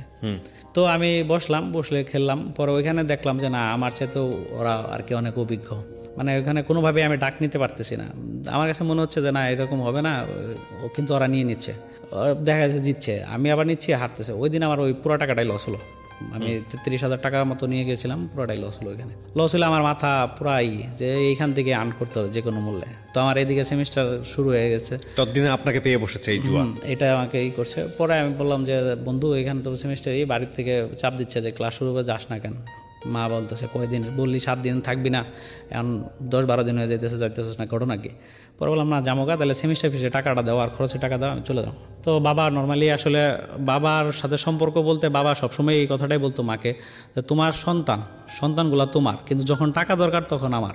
মানে যখন টাকা দরকার হতো তখনই বাবারে ফোন করে বলা যে বাবা টাকা লাগবে, টাকাটা একটু পাঠিয়ে দিন, এরকম আর কি সিচুয়েশনটা ছিল। তো বাবা নর্মালি বাবা টাকাটা ই করলো, অ্যারেঞ্জ করে পরের দিন দিয়ে দিল। পরের দিন আমি চলে আসলাম এখান থেকে। আসলে কিন্তু আমার মাথার ভিতরে তো ওই বিষয়টা কাজ করতেছে যে এত টাকা ওখানে লস করে আসলাম, মানে আমি আবার কোন উছিলা দিয়ে বাড়িতে যাব, সেই একটা টেন্ডেন্সি কাজ করতেছে মাথার ভিতরে যে আমি বাড়িতে চলে যাব। এর মধ্যেই ওই আমাদের যে হোস্টেল ওটার পাশে একটা চার দোকানে বিকালে চা খাচ্ছি, ওদের মধ্যেই একজনে এই কথাগুলো বলতেছে। পরে আমি ওনাকে একটু ডাক দিলাম সাইডে, ডাক দিয়ে বললাম যে ভাই কি বলেন। তো উনি আসলে আমাকে চিনে না বিদে বলতে চাইলো না, তো বললো না। পরে এর মধ্যেই আমি রুমে এলো, ওই যে ভাইয়ার মাধ্যমে ইংলিশ ডিপার্টমেন্টের ভাইয়ার ওনার ফ্রেন্ড আসছে ওইখানে রুমে। পরে আমি তো ওই ভাইয়ারে বলতেছি ভাই এরকম অবস্থা আমার দিয়েছে। উনি আমার বললো যে ঠিক আছে তুমি হলো আজকে সন্ধ্যায় আমার বাসায় এসো। তো সন্ধ্যার পরে আমি ভাইয়ের বাসায় যাই আর কি। ভাইয়ের বাসায় গেলে ভাইয়া আমাকে একটা ওয়েবসাইট দেখায়, ওয়েবসাইটটার নাম হচ্ছে তো এখানে বিটিং জগতে মানে 24 ঘন্টায় কোনো না কোনো খেলা থাকে, আর বিশ্বের যত খেলা আছে সবগুলাই ওইখানে লাইভ কাভারেজ হয় আর কি, বিটিং করা যায় ওইখানে। তো ভাই আমাকে বোঝাচ্ছিল যে কিভাবে আইডি খুলতে হবে, খুলতে হবে এগুলো আর কি, ইউএসডি কি। ওই ভাই যে ভাই আপনার কাছ থেকে 40,000 টাকা এইগুলো ছিল। হ্যাঁ, তো পরে ভাইয়া দেখালো, পরে আমি দেখে আমি একটু ইন্টারেস্টেড হলাম যে এটা তো তাহলে খুব সিকিউর, কারণ এমনিতে লোকালে খেলতে গেলে দেখা যায় যে সমস্যা, কেউ দেখে ফেললে বাসায় জানলে এগুলো নিয়ে প্রবলেম হবে, তার যদি এটা কেউ জানতেছে না তো এটাই তো বেটার। তো এই অপশনটা আর কি হয়, আর সবসময় আছে এখানে অনেক অপশন বেশি আছে, লোকালে তো এত অপশন নাই, হয় ম্যাচ জিতা, ওভার টোভার এগুলো, আর এখানে উইকেট কীভাবে আউট হবে এটাও আছে, মানে একটা ব্যাটসম্যান কত রান করতে পারে এটার আন্ডার ওভার এগুলো আছে। আমি একটা কথা শুধু একটু বলে রাখি, আপনারা জানেন বাংলাদেশ সরকারের এখন একটা অসাধারণ উদ্যোগ, এবং যেটা নিয়ে আমাদের স্বয়ং মাননীয় প্রধানমন্ত্রী প্রাউড ফিল করেন, যে বাংলাদেশে যেই মানে হিডেন ওয়ার্ল্ডে যে ক্যাসিনো ডেভেলপ করেছিল, সেই ক্যাসিনো নিয়ে আমরা দেখেছি এখানে র্যাবের একটা দুর্দান্ত সফলতা আছে এখন পর্যন্ত আমার যে চোখে পড়েছে, যেটা তিনি এটাও বলেন যে আগে তো কোনো সংবাদপত্রে আসেনি, কেউ তো এটা খোঁজ বের করতে পারেনি, আমি করেছি। এটা মাননীয় প্রধানমন্ত্রীর বক্তব্যের মধ্যে আছে, আমি নিজে শুনেছি, আপনারাও হয়তো শুনেছেন। এই তো মাত্র কদিন আগেও একটা অভিযান আমরা দেখলাম যে 26 না 27 কোটি টাকা বের করলো র্যাব। এটা হচ্ছে বাংলাদেশের লোকাল ক্যাসিনোর অবস্থা, লোকাল ক্যাসিনো। একটা জিনিস খেয়াল রাখবেন, কত শত কোটি টাকা বের হয়েছে বা কত শত কোটি টাকা আন্ডারওয়ার্ল্ডে আছে এটা আমরা জানি না, বাট সিনারিও হচ্ছে এটা লোকাল ক্যাসিনো, মানে আমাদের ছেলেমেয়েরা, আমাদের লোকালরা এখানে গিয়ে খেলেছে এবং লোকাল গডফাদাররা ধরা পড়েছে। তো এই গডফাদার কারা সেই প্রসঙ্গে আমরা নাইবা গেলাম। তো এই হচ্ছে অর্থের অবস্থা, এটা হচ্ছে বিষয়। আর উনি যেটা বলতে যাচ্ছে সেটা হচ্ছে ইন্টারন্যাশনাল, এবং এই ইন্টারন্যাশনালের যে চিত্রটা, এইটা মানে আপনি অনুমান করে নেবেন তাহলে লোকাল যদি অবস্থা হয়, ইন্টারন্যাশনালি দেশের কত অর্থ মানে দেশের বাইরে চলে যাচ্ছে, এবং এ ব্যাপারে আমাদের কত জরুরিভাবে স্টেপ নেওয়া উচিত, জাস্ট একটু অনুমান করলেই হবে আর কি। এটাই ফার্স্ট টাইম না, আমি আমার এই সিক্রেটস অনুষ্ঠানে এরকম কেস আরও অনেক এনেছি। আপনারা জানেন কি না, একজন মসজিদের ইমাম এসে এখানে কনফেস করেছিল। শুধু তাই না, প্রাইভেট বিশ্ববিদ্যালয়ে পড়ুয়া একটা স্টুডেন্ট এসে এখানে কনফেস করেছিল, এবং এই ভাইটি যখন অনুষ্ঠান মানে শুরু করেন তখন উনি বলছিলেন যে আমি মাত্র কয়েকদিন আগে ওই পর্বটা শুনেছি, এবং শুনে উনি ইন্সপায়ার হয়েছেন এটা বলার জন্য। তো ঠিক আছে, ওইখানে ভোটার আইডি লাগে, মানে আপনি আপনার অ্যাকাউন্ট অন করলেন? হ্যাঁ, ওইখানে ওই ভাইয়াকে দিয়ে অ্যাকাউন্টই করলাম। তো ওইখানেও একটা রেফারেন্সের সিস্টেম আছে, মানে যার আইডি আছে ও রেফার করলে ওই আমি যত ডলার আর কি ভরবো ওটার থেকে একটা পার্সেন্টেজও পাবে আর কি, রেফারেল বোনাস আর কি এটাকে বলে। তো ফাইনালি আমি অ্যাকাউন্ট খুললাম, ওনার যেসব ডকুমেন্টস চাইলো সবগুলো দিলাম। ওইখানে আবার হচ্ছে ভেরিফাইয়ের জন্য আপনার হলো ইলেকট্রিসিটি বিল অথবা ব্যাঙ্ক স্টেটমেন্ট, যে কোনো একটা এই ডকুমেন্টস দিতে হয় আর কি। এটা হচ্ছে আমি অ্যাকাউন্ট খুললাম ফার্স্ট, মানে ব্যাংকিং লেনদেনের জন্য এই দুইটা থেকে একটা চয়েস করতে হবে আর কি। দুইটাই করা যায়, আপনার অল্টারনেটিভ দুইটা অ্যাকাউন্ট, একটা অ্যাকাউন্টে দুইটা ব্যাংক অ্যাকাউন্টও চালানো যায়। এখানে একটা বিষয় আমি একটু প্রথমে ক্লিয়ার করে নিই আপনাদেরকে, সেটা হচ্ছে যে আপনাদের অনেকের মনেই কোয়ারি থাকতে পারে, আমি জানি যেটা একেবারে আপামর জন্য সাধারণটা শুনছেন, বিষয়টা হয়তো পরিষ্কার হবেন না যে আসলে উনি বাংলাদেশে বসে কিভাবে ডলার দিয়ে উনি ইন্টারন্যাশনালি এই বিটটা করতেন। আপনি তো ডলার দিয়েই করতেন? জি। আচ্ছা, তো উনি যে দুটো সাইটের কথা বলেছেন, এই দুটো সাইট কি লিগ্যাল বাংলাদেশে? সেখানে অ্যাভেলেবল, হ্যাঁ। এটাতে যেই আপনার যারা ফ্রিল্যান্সে কাজ করে ওরা এটাতে এই ইউএসডিগুলো এখানে আনে ওদের। আচ্ছা, তার মানে ওদের অ্যাকাউন্টটা সরাসরি এখানে খোলা যায়? হ্যাঁ। আচ্ছা, তো এখানে ডলার জমা হয়, এখান থেকে যে ব্যাংক অ্যাকাউন্টের অ্যাড্রেসটা ওরা দেয় সেই ব্যাংক অ্যাকাউন্টে এসে ডলারটা কনভার্ট হয়ে টাকা হয়? না, ওই আপনার ওই অ্যাকাউন্টটাতে থাকে, তখন আপনার যে কোনো ব্যাংক অ্যাকাউন্টে ট্রান্সফার করা যায়। রাইট, সেটা তো আপনাকে ডলার দিবে না, আলটিমেটলি টাকা দিবে, বাংলাদেশ টাকায় কনভার্ট করবে। সো বিষয়টা হচ্ছে যে দুটো সাইটের কথা এখানে বলা হয়েছে সেটা কোয়াইট লিগ্যাল। আমি যতদূর জানি লিগ্যাল ইলিগ্যালের প্রশ্ন আসে না, সোজা কথা হচ্ছে এই দুটো সাইট নিয়ে, কারণ এখানে ওনার তথ্য অনুযায়ী ফ্রিল্যান্সাররা বাংলাদেশে যারা আছেন তারা এই দুটো সাইট ব্যবহার করেন। আমি দুটো সাইটের নাম এখানে মিউট করে দিয়েছি। আচ্ছা, প্রথম কথা হচ্ছে যে তাহলে ওই দুটো সাইটে টাকাও রাখা যায়, মানে ডলার কনভার্ট করে ওখানে রাখা যায়। আচ্ছা, ডলার কনভার্ট করে রাখা হলে এই দুটো সাইটের লিঙ্কে আছে আপনি হচ্ছে যে বেটিং সাইটের কথা বলছেন ওখানে, তার মানে ওরা আবার ওই বেটিং সাইটটাকে এই সাইটে পারমিট করে। তার মানে দেখেন আমাদের দেশের টাকা কিভাবে ডলারে কনভার্ট হয়ে সেটা ওই সাইটে চলে যায়। আর জুয়াতে কি হয় আপনারা তো জানেনই, মানে জুয়ার অর্থ শেষ পর্যায়ে জুয়াতে কয়জন লাভবান হয় আর এই অর্থটা কাদের কাছে যায় ফাইনালি, তাহলে আপনারা একটু চিন্তা করে দেখেন যে এটা কত বড় মাপের একটা অর্থ পাচার, কত ভয়ানক রকমভাবে এটার সংখ্যা কত ভয়াবহ হতে পারে। আমি বলছি না because I don't have exact figure, এটা ফিগার আউট করা সম্ভব না, তবে এই সংখ্যাটা খুবই আতঙ্কের। উনি কিছু কথা বলবেন আজকে, ওনার পরিচয় আমরা এখানে গোপন করেছি খুব স্বাভাবিকভাবেই, সিক্রেটসে যেহেতু এসছে। ওনার যে অবজারভেশন বা ওনার যে দেখাটা, আমার মনে হয় এটা খুবই আতঙ্কের একটা ফিগার। এবং বাংলাদেশ সরকারের এই ব্যাপারে সচেতন হওয়া উচিত। তো আপনি যেটা করলেন ওই বড় ভাইয়ের পরামর্শ অনুযায়ী আপনি আমার অ্যাকাউন্টটা ওপেন করলেন। ওইখানে ভেরিফায়ার যে ইগুলা ছিল, অপশনগুলো ছিল, সেগুলাতে আমি ইলেকট্রিক আমি তো ঢাকাতে থাকতাম মেসে, ওইখানে তো আর পাওয়া যাচ্ছে না। পর ওই ভাই ওটা ওনার বাসার একটা অ্যাড্রেস করে দিয়ে এটা করা যায়, মানে অনলাইন ভেরিফিকেশন তো ওরা তো জাস্টিফাই করে না, তো দেখে যে লিগ্যাল অথরিটির মতো কাগজটা আছে, ইলেকট্রিক বিল টিল এগুলো, ইউটিলিটি বিল টিল এগুলো আছে কিনা, ওটা দিয়ে আমরা আর কি ভেরিফাই করি আর কি। ভেরিফাই করে আমি প্রথম অবস্থায় আর কি 100 ইউএসডি ভরি, ওই ভাইয়ের 100 ইউএসডির জন্য আমি হলো 9,400 টাকা দিই, মানে 94 টাকা করে পার ডলার। 94 টাকা করে পার ডলার হলে ওই 9,400 টাকা ওনাকে দিই। পরে উনি আমাকে 100 ইউএসডি ওই অ্যাকাউন্টে ট্রান্সফার করে, ফান্ড ট্রান্সফার করলে আমি ওটা থেকে ডিপোজিট করি বিট 365-তে। তো বাংলাদেশে এটা হচ্ছে আপনার ইন্টারন্যাশনাল মধ্যে মানে সবচেয়ে ট্রাস্টেড সাইট। বাংলাদেশে আরও এই ধরনের সাইট আছে, তো তার মধ্যে এই সাইটটা হচ্ছে সবচেয়ে ট্রাস্টেড। এটা এখন বর্তমানে যে খেলাধুলা হয় দেখবেন অ্যাড দেয় খেলার মধ্যে, ওই যে মাঠের 4 সাইড দিয়ে এই অ্যাডটা থাকে, বিশেষ করে অস্ট্রেলিয়াতে যেসব খেলাগুলো হয়, অস্ট্রেলিয়া, ইংল্যান্ড, এগুলাতে মানে ওদের বিজ্ঞাপনও আসে। হ্যাঁ, বিজ্ঞাপন বলতে যে মাঠের সাইডে যে রশির উপরে যে ইটা দেওয়া থাকে, ওই দেওয়া থাকে, তারপরে সাইড স্ক্রিন যেটা থাকে ওটা তো দেওয়া থাকে। ইভেন নিউজিল্যান্ডে একটা খেলা হয়েছিল, বাংলাদেশ যখন নিউজিল্যান্ডে খেলা হলো বেশ কিছুদিন আগে, যে সিরিজটা হয়েছিল, ওই সিরিজটাতে কিন্তু ওপেনে ওইখানে রেট দেখাতো যে একটা ম্যাচে উট কত, মানে কোন দলের কত উট, কত স্টেক করলে কত পাবেন, এরকম। নিউজিল্যান্ড বাংলাদেশকে তখন 13,000 14,000 করে আর কি পার হাজারেই দিত, অফার করতেছিল। সেটা কিন্তু ওই লাইভে খেলা লাইভেও দেখাইছে, মানে এটা ওদের দেশের জন্য হয়তো বৈধ, আমাদের দেশে এটা না, বাট ক্রিকেটের জন্য তো বিষয়টা বৈধ না। না, অবশ্যই না। তো সেই ক্ষেত্রে পরে আমি করলাম, প্রথম অবস্থায় ওই $100 থেকে আমার $400 হইলো আর কি। ওই আমি বুঝে $1 $2 এরকম করে দিয়ে সময় দিচ্ছি আর কি। আমি ওটার থেকে যে মানে তাড়াহুড়া করতেছি না, একদিনে আমি বেশি টাকা আর্ন করবো এরকম না, মানে প্রতিদিন $5 হয়েছে, দ্যাটস এনাফ, আর দরকার নেই আজকে, এরকম মানে প্রতিদিন এরকম আসলেই হলো, এরকম একটা করে আমি আস্তে আস্তে ওটাতে করতে থাকি। এভাবে আমার মানে $400 হতে প্রায় 3 মাসের মতো লেগে যায়। 3 মাসের মতো লেগে যায়। 3 মাস পরে আমি ওইখান থেকে $200 উদ্র দিই, মানে উদ্র দিয়ে ওই ভাইয়ের কাছেই সেল করি।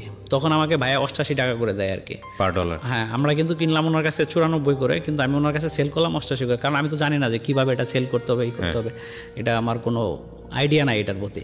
তো ওই ভাইয়ারে বললাম, ভাইয়া সিস্টেম দেখাই দিল, আমি ওনার অ্যাকাউন্টে ফান্ড ট্রান্সফার করে দিলাম, উনি আমার 88 টাকা করে দিল আর কি।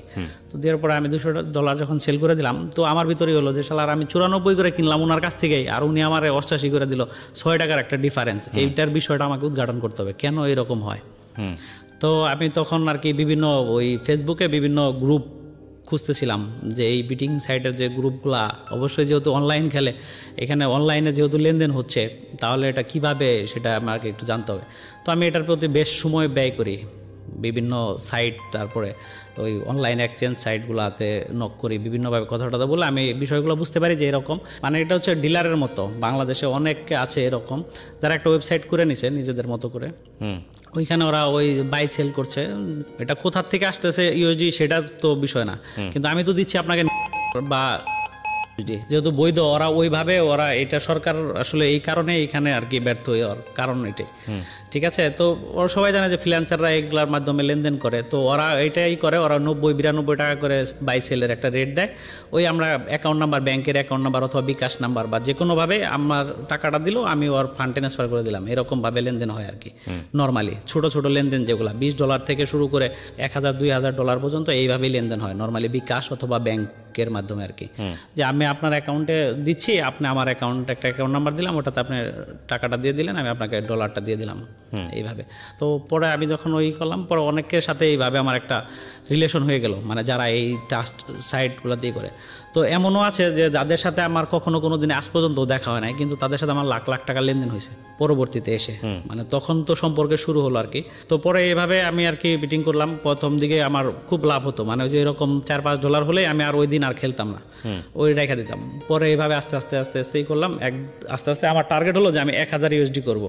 1,000 USD আগে আমি আর কোনো উদ্র দিব না, যে পর্যন্ত 1,000 USD না হয় এ পর্যন্ত আমি কন্টিনিউ করতে থাকবো। তো এইভাবে করতে করতে আমার বিবিএটাও শেষ হয়ে গেল। মানে $1000 তো অনেক সময় লাগে, $3 $5 এরকম করে পার ডে আসলে অনেক সময় ব্যাপার। তো এইভাবে যখন আমি একটা সময় করলাম, পরে যখন আমার বিবিএ শেষের দিকে মানে ইন্টার্নি করবো এই সময়, তো এখানে আমার এক পরিচিত ভাইয়া ছিল, উনি আমাকে বললো যে তাহলে তুমি ইন্টার্নি কি করবো, আমাদের এখানে সরাসরি জবে ঢুকে যাও, এখান থেকে একটা রিপোর্ট তুমি দিও। তো ওনারা মূলত স্টুডেন্ট ভিসার কাজ করতো আর কি, মূল এটা ছিল ওনাদের স্টুডেন্ট ভিসা। তো আমি করলাম। তো মোটামুটি আমি অনলাইনে তো যে ওই এগুলা ঘাটাঘাটি করাতে অনলাইনের যাবতীয় অনেক কাজই আমি শিখছিলাম, মানে অনেক রকমের কাজগুলাই। পরবর্তীতে যখন আমি এখানে জয়েন করি আর কি, ইন্টার্নি হিসাবে এখানে জয়েন করি আর কি, জয়েন করলে আমাকে 14,000 টাকা স্যালারির কথা বলে আর কি, 14,000 টাকা স্যালারি দেবে। পরে আমি বললাম ঠিক আছে, বাসার থেকে ওই। তো এর মধ্যেই আমি হলো ওইখানে যে স্টুডেন্টেরই ওরা যে কাজগুলো করতো এগুলো আমি খুব দ্রুতই শিখে ফেললাম, মানে কিভাবে কি প্রসেসিং করে, একটা স্টুডেন্ট ফাইলে কত টাকা আর্ন করে এরকম। তো তখন দেখলাম যে একটা স্টুডেন্টে 50,000 মিনিমাম একটা থাকে মালয়েশিয়ার মতো দেশে যদি পাঠায়, আর অন্য যেগুলোতে অনেক অ্যামাউন্ট আসে। তো আমি করলাম, এখানে মালয়েশিয়াতে আমার একটা ফ্রেন্ড ছিল, তো আমি ওরা ফেসবুকে নক করলাম যে বন্ধু আমি তো এরকম একটা প্রতিষ্ঠানে জব করতেছি, তো এইভাবে স্টুডেন্টই করে, তাহলে তুই কি এগুলা জানোস কিনা? পরে হয় এটা তো করার কোনো ঘটনা না, তাহলে তুই ওইখানে করবি কি, তুই আমার দিস ফাইল আমি করে দেবো, মানে বিষয় ও সব কিছু কলেজের ভর্তি প্রসেসিং সব কিছু করে দেবে, আমি শুধু এখান থেকে ফাইলগুলো ওরা স্ক্যান করে পাঠাবো, পরে যাবতীয় সব কাজও করবে আর কি। তো পরে বললাম তাহলে কেমন থাকতে পারে, তখন দেখলাম যে না আরও বেশি অ্যামাউন্ট থাকে, 70-80 এরকমও রাখা যায়, অবস্থা বুঝে আর কি, লোকজন বুঝে। পরে আমি দেখলাম এখানে 6 মাসের মতো ছিলাম আর কি।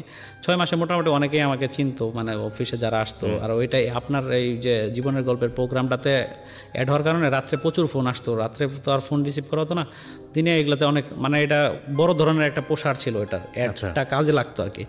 তো যার কারণে অনেকের সাথে মানে যে কথাটা বলছেন উনি এই রেডিও না, এটা আগের রেডিওর, এবং এটা আলটিমেটলি হচ্ছে কোনো একটা কনসালটেন্সি ফার্মের বিজ্ঞাপন যেত অনুষ্ঠানের মাঝখানে, এটা ইটস নট ওনারা ব্র্যান্ড করেছেন, অনুষ্ঠানের মাঝখানে। আর সবচেয়ে বড় কথা হচ্ছে অনুষ্ঠানের পপুলারিটি আল্লাহর রহমতে এত বেশি যে এখানে কোনো কিছু যাওয়া মানে হচ্ছে এটা মাস পিপলের কাছে পৌঁছে যায়, এটার ইম্প্যাক্ট আপনারা জানেন। তো সেটার কথা উনি বলছেন যে প্রচুর কল আসতো। হ্যাঁ, অফিসের ওই নাম্বারটা আমার কাছে ছিল, মানে ফোনের যে নাম্বারটা দেওয়া ছিল অ্যাডে, ওই নাম্বারটা, মানে রাত্রে যেদিন প্রোগ্রাম থাকতো ওই দিন রাত্রে ঘুমানো যেত না, এমন একটা অবস্থার তৈরি হতো আর কি, সবাই ফোন দিত। আর আমিও ওই সময় আপনার এই প্রোগ্রামটা শুনতাম। হ্যাঁ, মানে জানাই আছে ফোন আসবে, ঘুমানোর সুযোগ নাই। হ্যাঁ, তো নর্মালি 2-3 ভালো লাগতো শুনতে, বিশেষ করে আপনার বয়সটা বেশি ভালো লাগতো আর কি ওই সময়। তো ওই সময় আমি এটা শুনতাম। তো পরবর্তীতে এখানে আমার একটা হলো যে যেহেতু এত টাকা আর্ন হয়, তাহলে আমি তো এটা করতেই পারি পাশাপাশি। তো জবটা আমি ছেড়ে দিলাম যে ভাই আমি আর জব করবো না, আমার এটা ভালো লাগছে না, আমি অন্য কিছু ট্রাই করবো। তো এর মধ্যে আমি ওই যেটা বললাম আমার $1,000 হয়ে গেছে ওইদিকে। তো তখন আর আসলে জবের প্রতি আমার কোনো ইন্টারেস্টেড নাই। হ্যাঁ, যে আমি তো দুইটা পাই 14,000 টাকা, আর এখানে আমি একটা ডিল করলেই তো আমার 70-80,000, এখানে আমার 1,000 হয়ে গেছে, প্রায় 90,000 টাকার মতো এখানে হয়েছে। আর এইদিকে আবার চলে আসছে। তো আমি আর ফাইনালি জব করবো না এরকম ডিসিশন নিয়ে বাসায় চলে যাই। পরে ভাইয়া আমাকে খুব রিকোয়েস্ট করে যে পরবর্তীতে তুমি তো ভালো কাজ করতেছো, তাহলে তুমি একটু করো ভাই, আর একটা মাস করো, আমি অন্য একটা লোক পেলে তোমাকে ছেড়ে দেবো না। পরে আমি ওনার রিকোয়েস্টে আর একটা মাস ওইখানে আমি কাজ করি আর কি। এর মধ্যে আরও কয়েকটা ফাইল আসে, মানে যারা বাইরে যাবে ওদের পরিচিত। পরে আমি তো বলি ওদের যে আমি তো জব ছেড়ে দিচ্ছি, এগুলা রেসপন্সিবিলিটি আমি নিতে পারবো না, এগুলা প্রতিষ্ঠানের ব্যাপার, আপনার প্রতিষ্ঠানের সাথেই করেন। তো ওনারা পার্সোনালি আমাকে বলে যে ভাই আপনি যদি পারেন তাহলে এই কাজগুলো করে দেন। তো আমি বললাম যে আমার এরকম আছে, আমি করে দিতে পারবো। সেই ক্ষেত্রে আপনি অফিসে আসতে পারেন, আমি যেখানে থাকি ওইখানকার অ্যাড্রেস দিয়ে দিই যে আপনি এখানে এসে যোগাযোগ করবেন আমার সাথে। তো ওইভাবে আমি 5-6 জন স্টুডেন্ট আর কি ওই সময় পাই। 5-6 জন স্টুডেন্ট পাইলে আমি ওই ফ্রেন্ডের মাধ্যমে ওই সময় কাজটা করি আর কি। পাস করলে আমার কাছে প্রায় 4 লাখ টাকার উপরে চলে আসে ওই কাজের থেকে। আর এইদিকে ওই 100 USD হওয়ার 1000 USD হওয়ার পরে মানে আমার লেভেলটা চেঞ্জ হয়ে যায়। আমি কিন্তু আগে তখন ওই যে $3 $5 এরকম হলে আর বিটিংই করতাম না, একদম টোটাল অফ, ওই দিন আর করতাম না, ঠিক আছে। কিন্তু ওই সময় আর এগুলা কাজ হইতো না, তখন মানে যতক্ষণ USD আছে ততক্ষণ খেলতে হবে, এরকম একটা টেন্ডেন্সি কাজ করে। তখন ফ্রি টাইম অফিস করতেছি না, কোনো চাপ নাই, কাজ নাই, পড়াশোনা নাই, MBA-তে ভর্তি হবো আর কি ওই সময়। তো বাসার থেকে বললাম, বাসাতে থেকে তখন আমি টাকা নিলাম 70,000, যে MBA-তে ভর্তি হতে হবে, একবারে টাকাটা দিলে একটু কম লাগবে। মানে এই টাকাটা নিলাম হলো আমার কাছে যে 4 লাখ টাকা ছিল, ওইখানে 70,000 টাকার সাথে আরো 30,000 মিলিয়ে আমি ওইখান থেকে উঠে 5 লাখ টাকার একটা অ্যামাউন্ট দিয়ে আমি বড় একটা করবো আর কি, মানে বেটিং করবে, বেটিং এর একটা করলাম। নেশাটা কি জিনিস আপনারা চিন্তা পরে আম্মু দিল, যেহেতু একবারে দিলে কম লাগবে এই পাশে দিল, কিন্তু তারা কখনোই মানে জানতেও চেষ্টা করে নাই যে বার্ষিকতে আসলে এরকম কোনো ওয়ে আছে কিনা, মানে এত সহজ সরল ওনারা আর কি, যেটা বলছি সেটাই বিশ্বাস করছে আর কি। তো ফাইনালি আমি তখন ওই 5টা টাকা করে 5 লাখ টাকার একটা করলাম। 5 লাখ টাকা করে আমি বিটিং এর জন্য একটা করলাম যে লোকালে খেলবো এটা দেয়া। হ্যাঁ, ইউএসডিতে পরে আমি কনভার্ট করি নাই, পরে হলো 1,000 ওই লস হয়ে গেল। পরে আমি ওই 5 লাখ টাকা থেকে 1,000 আবার ভরলাম 1 লাখ টাকা দিয়ে, 95,000 টাকা আর কি। 95,000 টাকা দিয়ে 1,000 ইউএসডি আবার ভরলাম, ভরার পরে আর 4 লাখ টাকা থাকলো আমার কাছে। ওই 4 লাখ টাকা দিয়ে এই উত্তরাতেই ওই মার্কেটে এখানে লোকালে বড় বড় বাজি হতো, মানে ওইখানে একটা দোকান আছে, ওই দোকানে মার্কেটের মালিকের দোকান আর কি, ওনার ওইখানে টাকা জমা রাখতো। মানে আপনি 1 লাখ টাকা জমা রেখে আসছেন, অসুবিধা নেই, ওনারে 500 টাকা দিলেই হচ্ছে, এরকম 500, 1,000 লাভ হইলে দিয়ে আসলেই হলো লাভের থেকে আর কি। তো এইভাবেই আর কি ওনাকে দিয়ে আসার তো এখানে টাকা মিস নাই আর কি, টাকা রিস্ক নাই কোনো, যে টাকা হারলে দিবে না এরকম না, জিতছেন আপনি দিবে না এরকম না। তো এখানে আমি 2-3 দিন গেলাম, মানে বিটিং করি না কিন্তু যাই, যা দেখি ওদের অবস্থা দেখি। তো ওরা বল টল খেলে না, ওরা শুধু ম্যাচ খেলে। তো ইন্টারন্যাশনাল তখন হলো আপনার ওই যে ইয়েতে ওয়ার্ল্ড কাপের যে ছিল, ওই সময় আমি ওদের সাথে ইনভলভ হলাম। তো এখানে আপনার বিপিএল আইপিএল এর সময় বেশি জমে আর কি, ওরা ইন্টারন্যাশনাল ম্যাচ একটু কমই করে, কারণ ইন্টারন্যাশনাল ম্যাচগুলোতে ফিসিং হয় না খুব একটা। হ্যাঁ, কিন্তু বিপিএল আইপিএল এগুলোতে অনেক ফিসিং হয়, কারণ এগুলো তো অনেক টাকার খেলা। তো আমি এই অনলাইনে বিটিং করা অনেক ওয়েবসাইটে, তো এর মধ্যে আমার একটা ছেলের সাথে পরিচয় হয়, ওর বাসা হচ্ছে ইন্ডিয়াতে। তো ও হচ্ছে বুকি বলতে ওরা হলো যে বিভিন্ন এই জুয়ার সাথে জড়িত, মানে বড় বড় ম্যাচ ফিসিং এর সাথে জড়িত। ওর সাথে আমার হলো স্কাইপিতে কথা হয়। আচ্ছা, একটা নাম্বার দেয় ও আমাকে ফেসবুকে থেকে, পরে ফেসবুক থেকে স্কাইপিতে কথা হয়। স্কাইপিতে কথা হলে ও তো হিন্দি বলতো, আমি হিন্দি অতটা বুঝতাম না, তো আমি হিন্দি না বোঝাতে ওর সাথে একটু প্রবলেম হয়। ইংলিশে ও আবার ইংলিশটা অত ভালো বোঝে না, তো সমস্যায় পরে ওরা, আমার একটা ফ্রেন্ড আছে ও আবার খুব হিন্দি ভালো বোঝে, পরে ওকে আমি ইনভলভ করি যে ও কি বলে এই কথাগুলো আমার একটু করে দিবি। তো ওইভাবে ওর কাছ থেকে বুঝে নেই আর কি ব্যাপারগুলো। পরে ও আর কি ইংলিশে করতে পারে না, পরে ওই যে গুগল ট্রান্সলেটে গিয়ে লেখে আর কি, ওইখানে তো আপনার যে কোনো ভাষা চেঞ্জ করা যায়, মানে আমি বাংলায় লিখলাম, ওটা আমি উর্দুতে যাচ্ছি বা হিন্দিতে যাচ্ছি, ওইভাবে আমি ট্রান্সলেট করতাম। ট্রান্সলেট করে ওর সাথে আমি হিন্দিতে চ্যাট করতাম আর কি গুগল থেকে। তো ট্রান্সলেট করাতে, কারণ আমার প্রাইভেসিটা নষ্ট হচ্ছে, ওই ফ্রেন্ড এগুলা জানতেছে যে ম্যাচ ফিশিং হয় এরকম, এগুলোর কারণে একটু প্রবলেম হবে, এই কারণে আমি ওই গুগল ট্রান্সলেট মাধ্যমে ওর সাথে আমার SMS-এ কথা হতো আর কি। তো আমি প্রথম দিকে ট্রাস্ট করতে পারতাম না যে না এরকম হয় এটা আর কি, তখন আমি ভাবি না যে ম্যাচ ফিশিং বলতে কিছু আছে। তো ও আমাকে একটা ম্যাচের কথা বললো যে কালকে মুম্বাই ইন্ডিয়ান্স, তখন IPL চলে আর কি, তো মুম্বাই ইন্ডিয়ান্সের একটা খেলা আছে, এটাতে মুম্বাই ইন্ডিয়ান্স 100% জিতবে, প্রথম দিকে ওরা লস ওর অবস্থায় আসবে, ভালো একটা স্টেক হবে, তখন তুই যা আছে সব মারিস। ওটা আপনাকে জানালো? হ্যাঁ জানালো। তো ও আমার ইউএসডি আছে, ও এটা জানালো, ওকে দিতে হবে 1,000 ইউএসডি দিতে হবে। আচ্ছা আচ্ছা, এরকম ভাবে ওর যত ক্লায়েন্ট আছে সবগুলো ক্লায়েন্টের কাছ থেকে টাকা নেয়। তো আমি বললাম যে ভাই আমি তো আসলে প্রথম দিকে করতে পারতেছি না, আমি প্রথম ম্যাচটা দেখি। তো যখন যেভাবে বলতেছে SMS দিতে যে এই ওভার উইকেট যাবে, সব মিলে যাচ্ছে, তো ওর প্রতি আমার একটা ট্রাস্ট চলে আসে।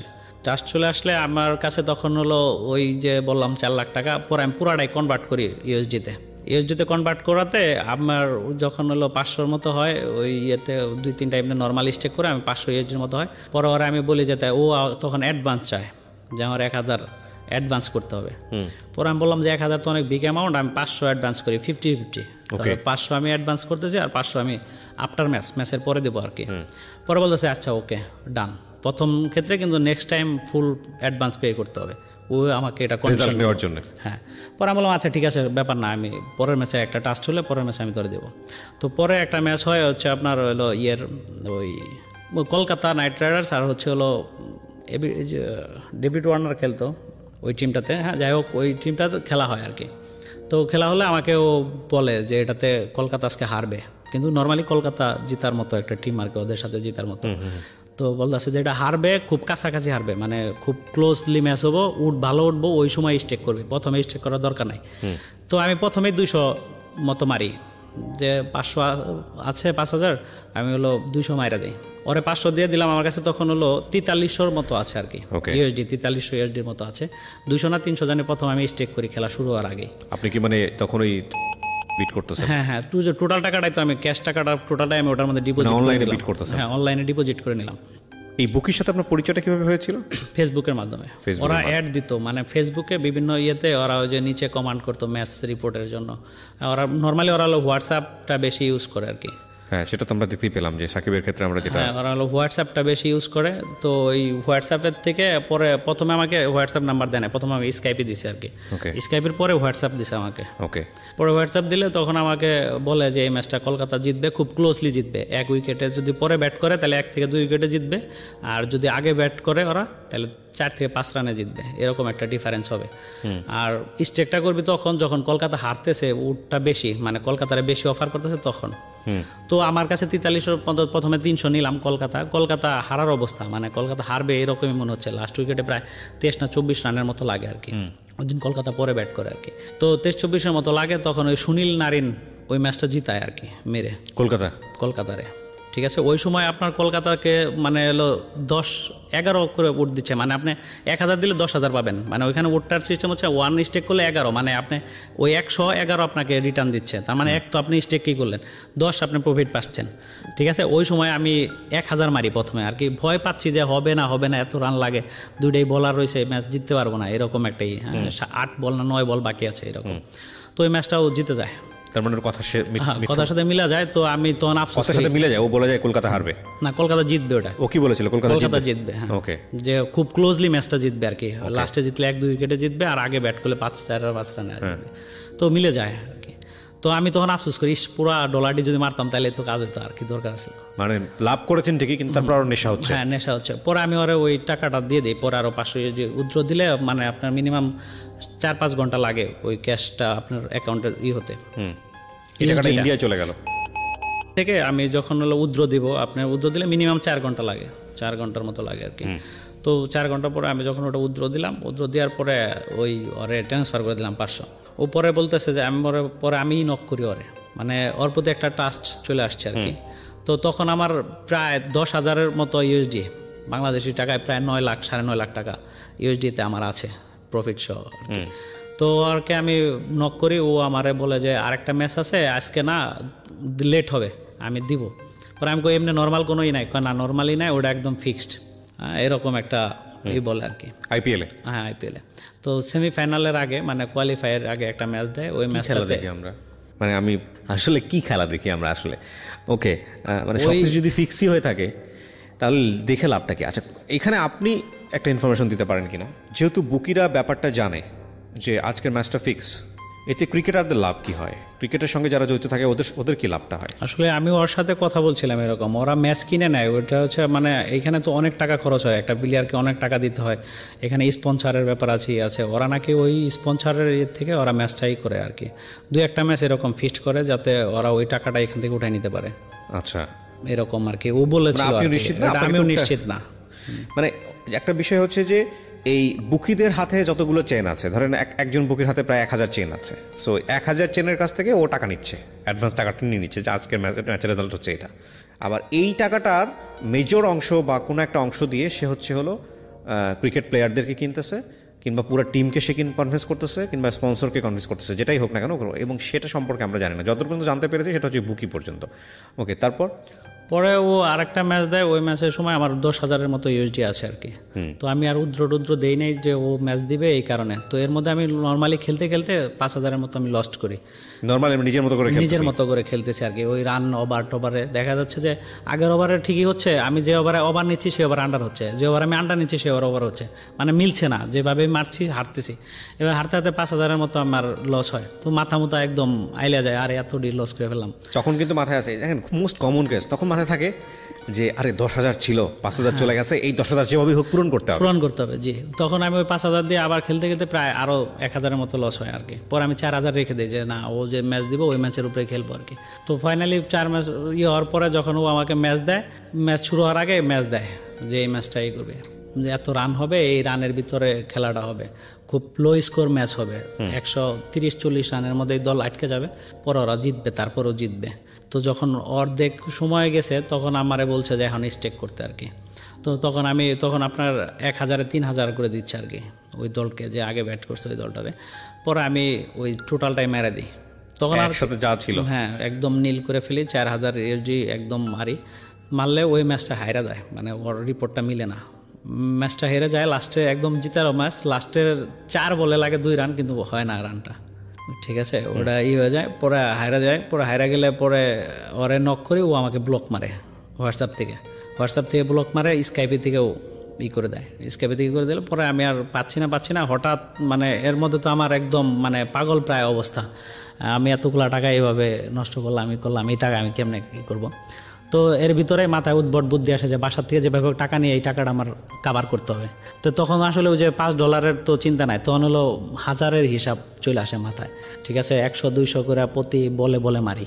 হ্যাঁ, তখন বাসার থেকে 100-200 মানে হচ্ছে 10,000 20,000 এরকম করে প্রতি বলে বলে মারা হয়। তো বাসার থেকে আমি 2 লাখ টাকার কথা বলি, একটা চাকরির ব্যাপারে কথা বলি, মিথ্যা বলি আর কি, যে আমার একটা গভর্নমেন্ট জবের ব্যাপারে হয়েছে, তো এখানে 1,00,000-2 টাকা ওদের আগে অ্যাডভান্স করতে হবে, এটা বলে বাসা থেকে 2 লাখ টাকা আমি নেই। ওনারাও দেয় আমাকে বিশ্বাস করে, বুঝে বললাম তাদের ট্রাস্টের ব্যাপারটা অনেক বেশি ছিল আমার প্রতি, ঠিক আছে। পরে আমি নর্মালি 2 লাখ টাকা নিই, 2 লাখ টাকা নিয়ে তখনও আমি উত্তরাতেই থাকি আর কি।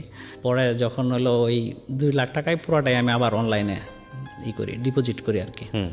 2,000 টাকা না 3,000 টাকা হাতে ছিল, বাকি পুরোটাই আমি ওখানে ডিপোজিট করি। ডিপোজিট করলে পরে এর মধ্যে আমাকে মাল্টির নেশায় পায়া বসে। মাল্টি বলতে আপনার না ওই বিটিংয়েই মাল্টি সিস্টেম আছে, মানে উটটা বেশি হয়, আপনার 3টা 4টা 5টা ম্যাচ একসাথে নিতে হবে যে এরা জিতবে। ফুটবল তো অনেক খেলা হয়, ঠিক আছে। তো ওইখানে আমার ওই যে ওইভাবে ফেসবুকে এটির মাধ্যমে ওদের ওইখানে ফুটবলেরও একটা এরকম বুকি বলতে কি ওরা হলো টিপার বলে আর কি, নিজেদেরকে টিপার দাবি করে যে ওরা ভালো টিপস দেয়, ম্যাচ 10টার মধ্যে 8টা 9টা জিতাবে এরকম একটাই। তো ওইখান থেকে মাল্টি ওরা হলো করে।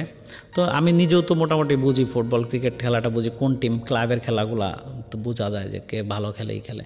তো এরকম করে 5টা 10টা করে ম্যাচ নিলে দেখা যায় 1টা 2টা ম্যাচ হেরে যায়, আরগুলা ঠিকই জিতে। কিন্তু এখানে সিস্টেম হলো যে আপনি যে কটা ম্যাচ নিচ্ছেন ওই কটা জিততে হবে, একটা হারলেই লস। আচ্ছা, এটা হলো সিস্টেম ওইখানে, মাল্টির সিস্টেমটা হলো এটা। কিন্তু এটা আমার একটা নেশা হয়ে দাঁড়ায় যে প্রতিদিনই 1টা 2টা করে মাল্টি আমি আর কি যতগুলো খেলা আছে এগুলা গাইটা দেখি, মানে ওইটার অ্যাভারেজগুলো দেখি, আগের অ্যাভারেজগুলো দেখি। হ্যাঁ, তখন টোটালি এটার প্রতি একটা অ্যাডিক্টেড চলে আসছে আর কি। অন্য কোনো চিন্তা ভাবনা কোনো কিছুই কাজ করে না। তো করার পরে আপনি যখন আমি ওইটা করি, তো ওই 2 লাখ ওই টাকাও আর কি ওই 2,000 USD আমি লস করি। ওই মাল্টির পিছনেই লস হয় বেশিরভাগটা, ঠিক আছে। ওই দেখা যায় 1টা 2টা করে ম্যাচ হারছি হয়। তো এর মধ্যে বাবা ব্রেন স্ট্রোক করে, আমার বাবা আর কি। নিয়ে আসার পরে ওইখানে ভর্তি থাকে। তো ওই সময় বাসার থেকে আর কি প্রায় 2 লাখ টাকার মতো দেয় চিকিৎসার জন্য আর কি। বাবার যা লাগে টাকা 2 লাখ টাকার মতো আমাকে হাতে দেয় আর কি। এদিকে যায় খরচ হোক কি হোক, অপারেশন করার কথা বলে ডাক্তার প্রথম অবস্থায়। তো পরবর্তীতে তার অপারেশনটা আল্লাহর রহমতে লাগে না আর কি, দোয়াতে মানুষ আল্লাহর রহমতে আর লাগে না।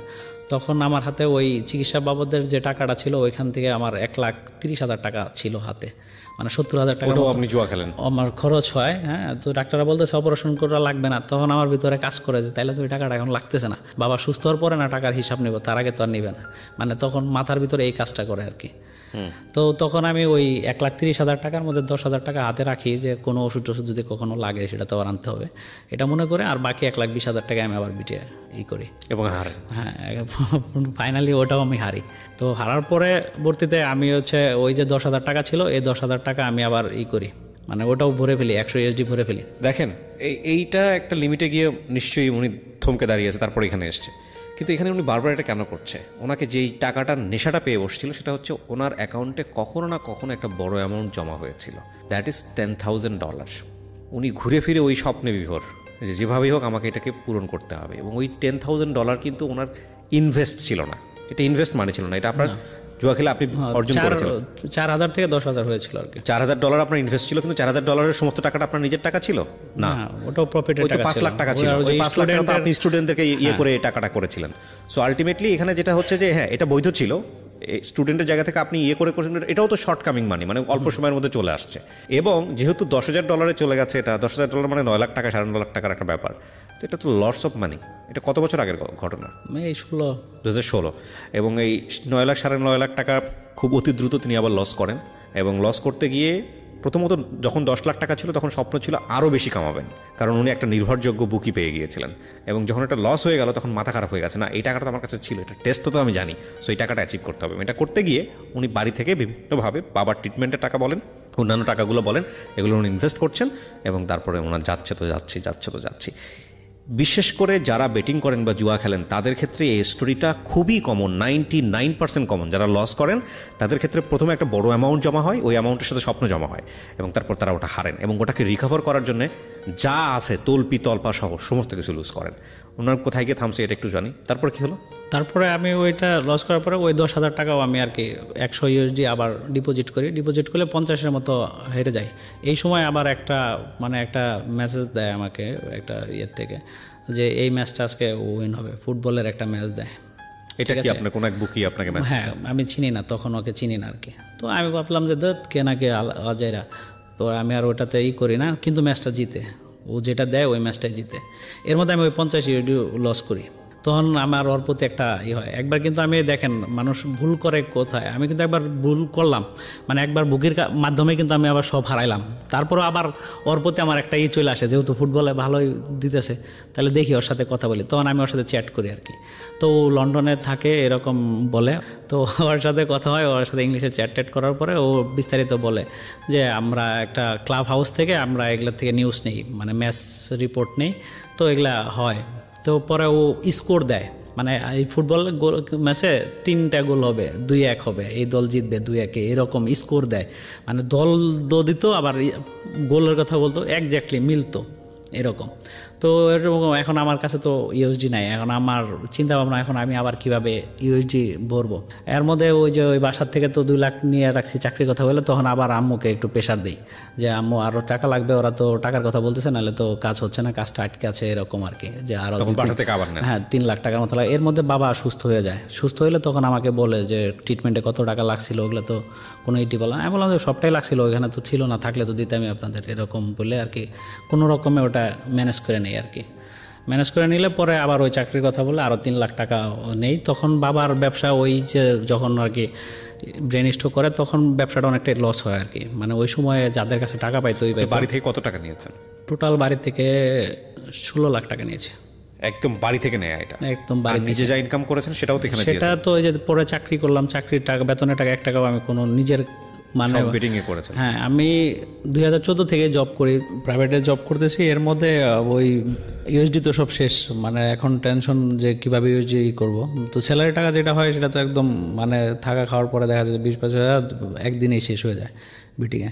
তো পরে আমি লোকাল থেকে, মানে আমার এলাকাতে যারা বোর্ড চালায়, বিভিন্ন অনেকে আছে যারা বোর্ড চালায়, মানে ওই যে যাদের দোকানে জমা রেখে টাকা করে, তো এরকম অনেকে আবার করে, তো ওদের মাধ্যমে এক ছোট বাইরে দিয়ে এক জায়গা থেকে একটা ম্যাচ নেই, 1 লাখ টাকার 100 ম্যাচ নেই আর কি।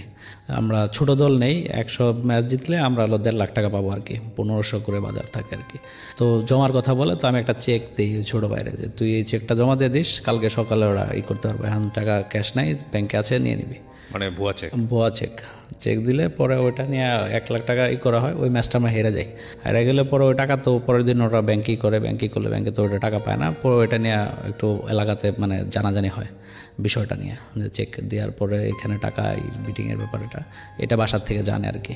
তো বাসা থেকে জানলে, বাসা থেকে যখন আম্মু শুনে, আব্বু তো যে অসুস্থতার কারণে যাতে ব্রেনে চাপ না পড়ে এটা ডাক্তার বলে দেয়, তো আম্মু এটা আমার এক খালা, মানে ছোট খালা, ওনার কাছে 1.5 লাখ টাকা এনে দিয়ে আমার বাসায় যাওয়ার জন্য ফোন করে আর কি। মানে আপনাকে জানায়নি ঘটনাটা?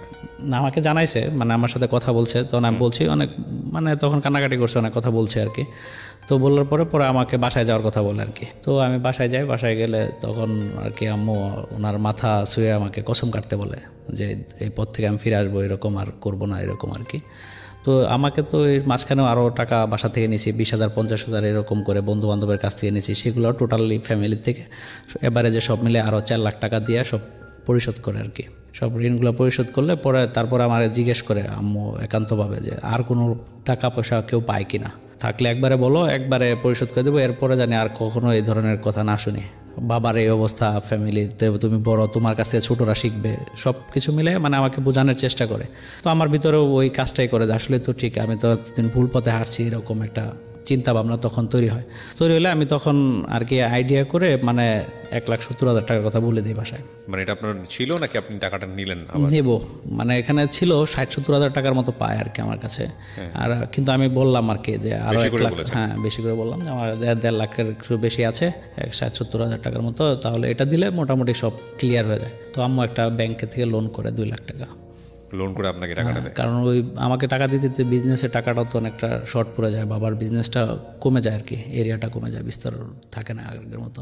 পরে তখন আর আত্মীয় স্বজনের থেকে তো আর ওইভাবে আসলে এত টাকা কেউ দিতে চায় না গ্রামে, তো বুঝেনি, তখন ওই ব্যাংকের থেকে 2 লাখ টাকা লোন করে আর কি। লোন করে ওই 2 লাখ টাকা আমাকে দেয়। 2 লাখ টাকা দিলে আমি ওই যে টাকা যারা পায় ওদেরকে টাকাটা দেই না দিয়ে আমি ভাবি যে টাকা লস করছি, হয় এটা দিয়ে সব আবার আসবে, তা নাহলে এটু লস। আমি কিন্তু তখনও যে আম্মুর সাথে কথা দিছি যে আর খেলবো না, বিটিং করবো না, তারপরেও আসে আপনি আবার খেলেন। কিন্তু তারপরেও আমি আবার এই কাজটাই করলাম। তো করার পরে যখন আমি ওই বিটিং করলাম, বিটিংয়ে তো ওটা লস হয়ে গেল। লস হওয়ার পরে তখন কি করব মাথায় কোনো কিছু ধরছে না। এদিকে ওই টাকার জন্য ওরা চাপ দিচ্ছে যারা পায় আর কি। তারা যদি আবার বাসায় বলে তাহলে তো আবার বাসায় সব জানাজানি হলে তখন সমস্যা। একবার বিশ্বাস করে সব কিছুই করে দিছে। তো পরবর্তীতে আমি ওই অফিসে আমি অ্যাকাউন্টসে কাজ করতাম আর কি। অ্যাকাউন্টসে কাজ করাতে তো বৃহস্পতিবার বিকালে ক্যাশ জমা হয়েছিল অফিসে প্রায় 90,000 টাকার মতো। ওটাও চুরি করেন? না, ওটা আমার কাছেই থাকতো। অ্যাকাউন্টসে আমি ছিলাম তো ওই টাকাটা আমার কাছেই থাকতো, কিন্তু ওই টাকাটা রবিবারে লাগবে, মানে শুক্র শনি বন্ধ অফিস, রোববারে টাকাটা লাগবে। ঠিক আছে, রোববারে টাকাটা লাগবে। ওই সময় আমি ওই 90,000 টাকা দিয়ে আমি লোকালে ম্যাচ নিই। মানে মাথা কাজ করে না, একটা মানুষের ড্রাগের নেশাটা যেরকম ভয়াবহ, জুয়ার নেশাটাও সেরকম ভয়াবহ। আচ্ছা, তারপর পরে ওই 90,000 টাকা আমি হেরে যাই। হেরে গেলে শনিবার দিন আমি, মানে শুক্রবারে হেরে যাই, বৃহস্পতিবার রাত্রে থেকে শুক্রবারের মধ্যে 90,000 টাকা আমি হেরে যাই। হেরে গেলে তখন তো একদম মানে মাথায় আকাশ ভেঙে পড়ার অবস্থা। অফিসের টাকা করা হয়েছে, এই টাকা কী করবো? পরে আমার বোনকে জানাই আমি যে আপু এই অবস্থায় আমি কী করবো। তো আপু বলে তোর যা খুশি কর, তুই এমনিতেই সব কিছু শেষ করছস, আর যা মন চায়, মানে ক্ষোভের থেকে যেটুকু বলার আর কি বলে। তো তখন আমি ডিসিশন নিয়ে যে আত্মহত্যা করবো, এই মুখ আর কারো দেখাবো না। মানে আপনি সুইসাইড করবো এরকম একটা ডিসিশন নিয়ে আমি বাসায় SMS দিয়ে আমি মোবাইলটা বন্ধ করে দিই। কি ভয়ানক। তো বাসার থেকে সবাই টেনশনে পড়ে যায়, কারণ জানে যে একটু জেদটা বেশি, ছোটোবেলার থেকে ও যদি কিছু করে ফেলে, এরকম একটা তাদের ভিতরেই হয়, আতঙ্কিত হয়ে পরে সকালবেলায় আমার মা ওইখানে আসে, আমার এক মামাকে নিয়ে আসলে পরে অফিসে কথা হয়। অফিস তো রবিবার দিন আর কি, রবিবার সকালে তো অফিসে ওই টাকাটার ব্যাপারটা জানে আর কি, টাকাটা আমার কাছে নাই। তো করে এই সময় আর কি আমার আম্মুরা আসে পরে সময় নেয় যে কালকে পরের দিন আর কি সোমবার দিন টাকাটা দিবে আর কি, আর আমাকে নিয়ে যাবে আর কি। পরে আমাকে রিজাইন দিয়ে পরে ওইখান থেকে নিয়ে এসে পরের দিন পরে রিজাইন দিয়ে নিয়ে আসলে পরের দিন অফিসে ওই টাকাটা দিয়ে দেয় আর কি। দেওয়ার পরে আমার যে মোবাইল ছিল ওটা সব আম্মুকে দিয়ে দিই। এখন অ্যান্ড্রয়েড ফোন আর ধরি না। 2 মাস হতে যাচ্ছে আর কি। 2 মাস মানে লাস্ট 2 মাস আগের ঘটনা? হ্যাঁ, লাস্ট 2 মাস। দ্য থিং ইজ দ্যাট, আপনারা জানেন কি না আগের কয়েকটা সিক্রেটস এরকম যে ঘটনাটা ছিল, এই অ্যান্ড্রয়েড ফোন তারা ধরে না। যারা এখান থেকে বলে অ্যান্ড্রয়েড ফোন ধরলেই মনে হয় যে ওখানে ঢুকে যায়, মানে নেট চালাইলেই মনে হয় যে আহা একটু যেয়ে দেখি কি অবস্থা, 2 টাকা ইনভেস্ট করে দেখি, এবং তারা এটা একদম ডিটাচড হয়ে যায় এখান থেকে। এখন আর অ্যান্ড্রয়েড ফোন ধরি না, এই নর্মাল একটা সেট ইউজ করি আর কি। আর বাবার সাথে বিজনেসে সময় দিচ্ছি। চাকরি বাকরির জন্য কয়েকটাই হয়েছে বাবার পরিচিতর মাধ্যমে। ওই দেখা যায় 18,000 কত টাকা লস করলেন? ওই বাসার থেকে নিয়ে সব মিলে 18 লাখ টাকার মতো। 18 লাখ টাকার মতো লস করেছেন? বাসা থেকে 14 লাখ আর ওই বিজনেসের 4 লাখ। এইটা তো আপনি কন্টিনিউয়াসলি লস করেই যাচ্ছিলেন, তারপর আপনি কেন ইনভেস্ট করতেন? নেশা, শরীর মানে কেমন জানি লাগতো, এমন আসক্ত হয়ে গেছিলাম। মানে অফিসে কাজ করতেছি, এক হাতে মোবাইল চাপছি, ঘুরতেছি, মানে ফ্রেন্ডদের সাথে ঘুরতেছি, আমি মোবাইল চাপছি, মানে বিটিংয়ের সাইটে আছি। সবাই বলতো এত মোবাইল কেউ চাপে, এরকম সবাই বলতো আর কি, যে মোবাইলে কী করছে। তো বাসার ফ্যামিলি সবাই দেখতো, ভাবতো যে এমনি হয়তো নেট ইউজ করি, ফেসবুক মেসেঞ্জার এগুলো, কিন্তু আমি তো থাকতাম ওইটাতে। মানে একটা ওখান থেকে বেরোতে অনেক চেষ্টা করছি আমি, মানে হার্ডলি চেষ্টা করছি, মানে ফাইনালি ডিসিশন নিয়েছি সব, মানে অ্যাপস ট্যাপস আনইনস্টল করে দিয়েছি ফোন থেকে। আপনি আপনার এই কয়েক বছরের অভিজ্ঞতায়, মানে ইন্টারন্যাশনাল বেটিংয়ের অভিজ্ঞতায় কীরকম ছেলে মেয়ে দেখেছেন এখানে যারা বাংলাদেশ? অনেক হাই ক্লাস থেকে শুরু করে লো ক্লাস, জুনিয়র প্লাবান, ইন্টার, SSC লেভেলের। ওই USD নেওয়ার জন্য অনেকেই নক করতো, কথা বলতাম, জিজ্ঞেস করতাম। পরে অনেকেই আইডি খুলে দিতে বলতো, এদের বলতাম যে এই রাস্তাতে কখনো এসো না, যা কইছো ওই পর্যন্ত থাকো, এগুলোর জন্য আর নক করো না।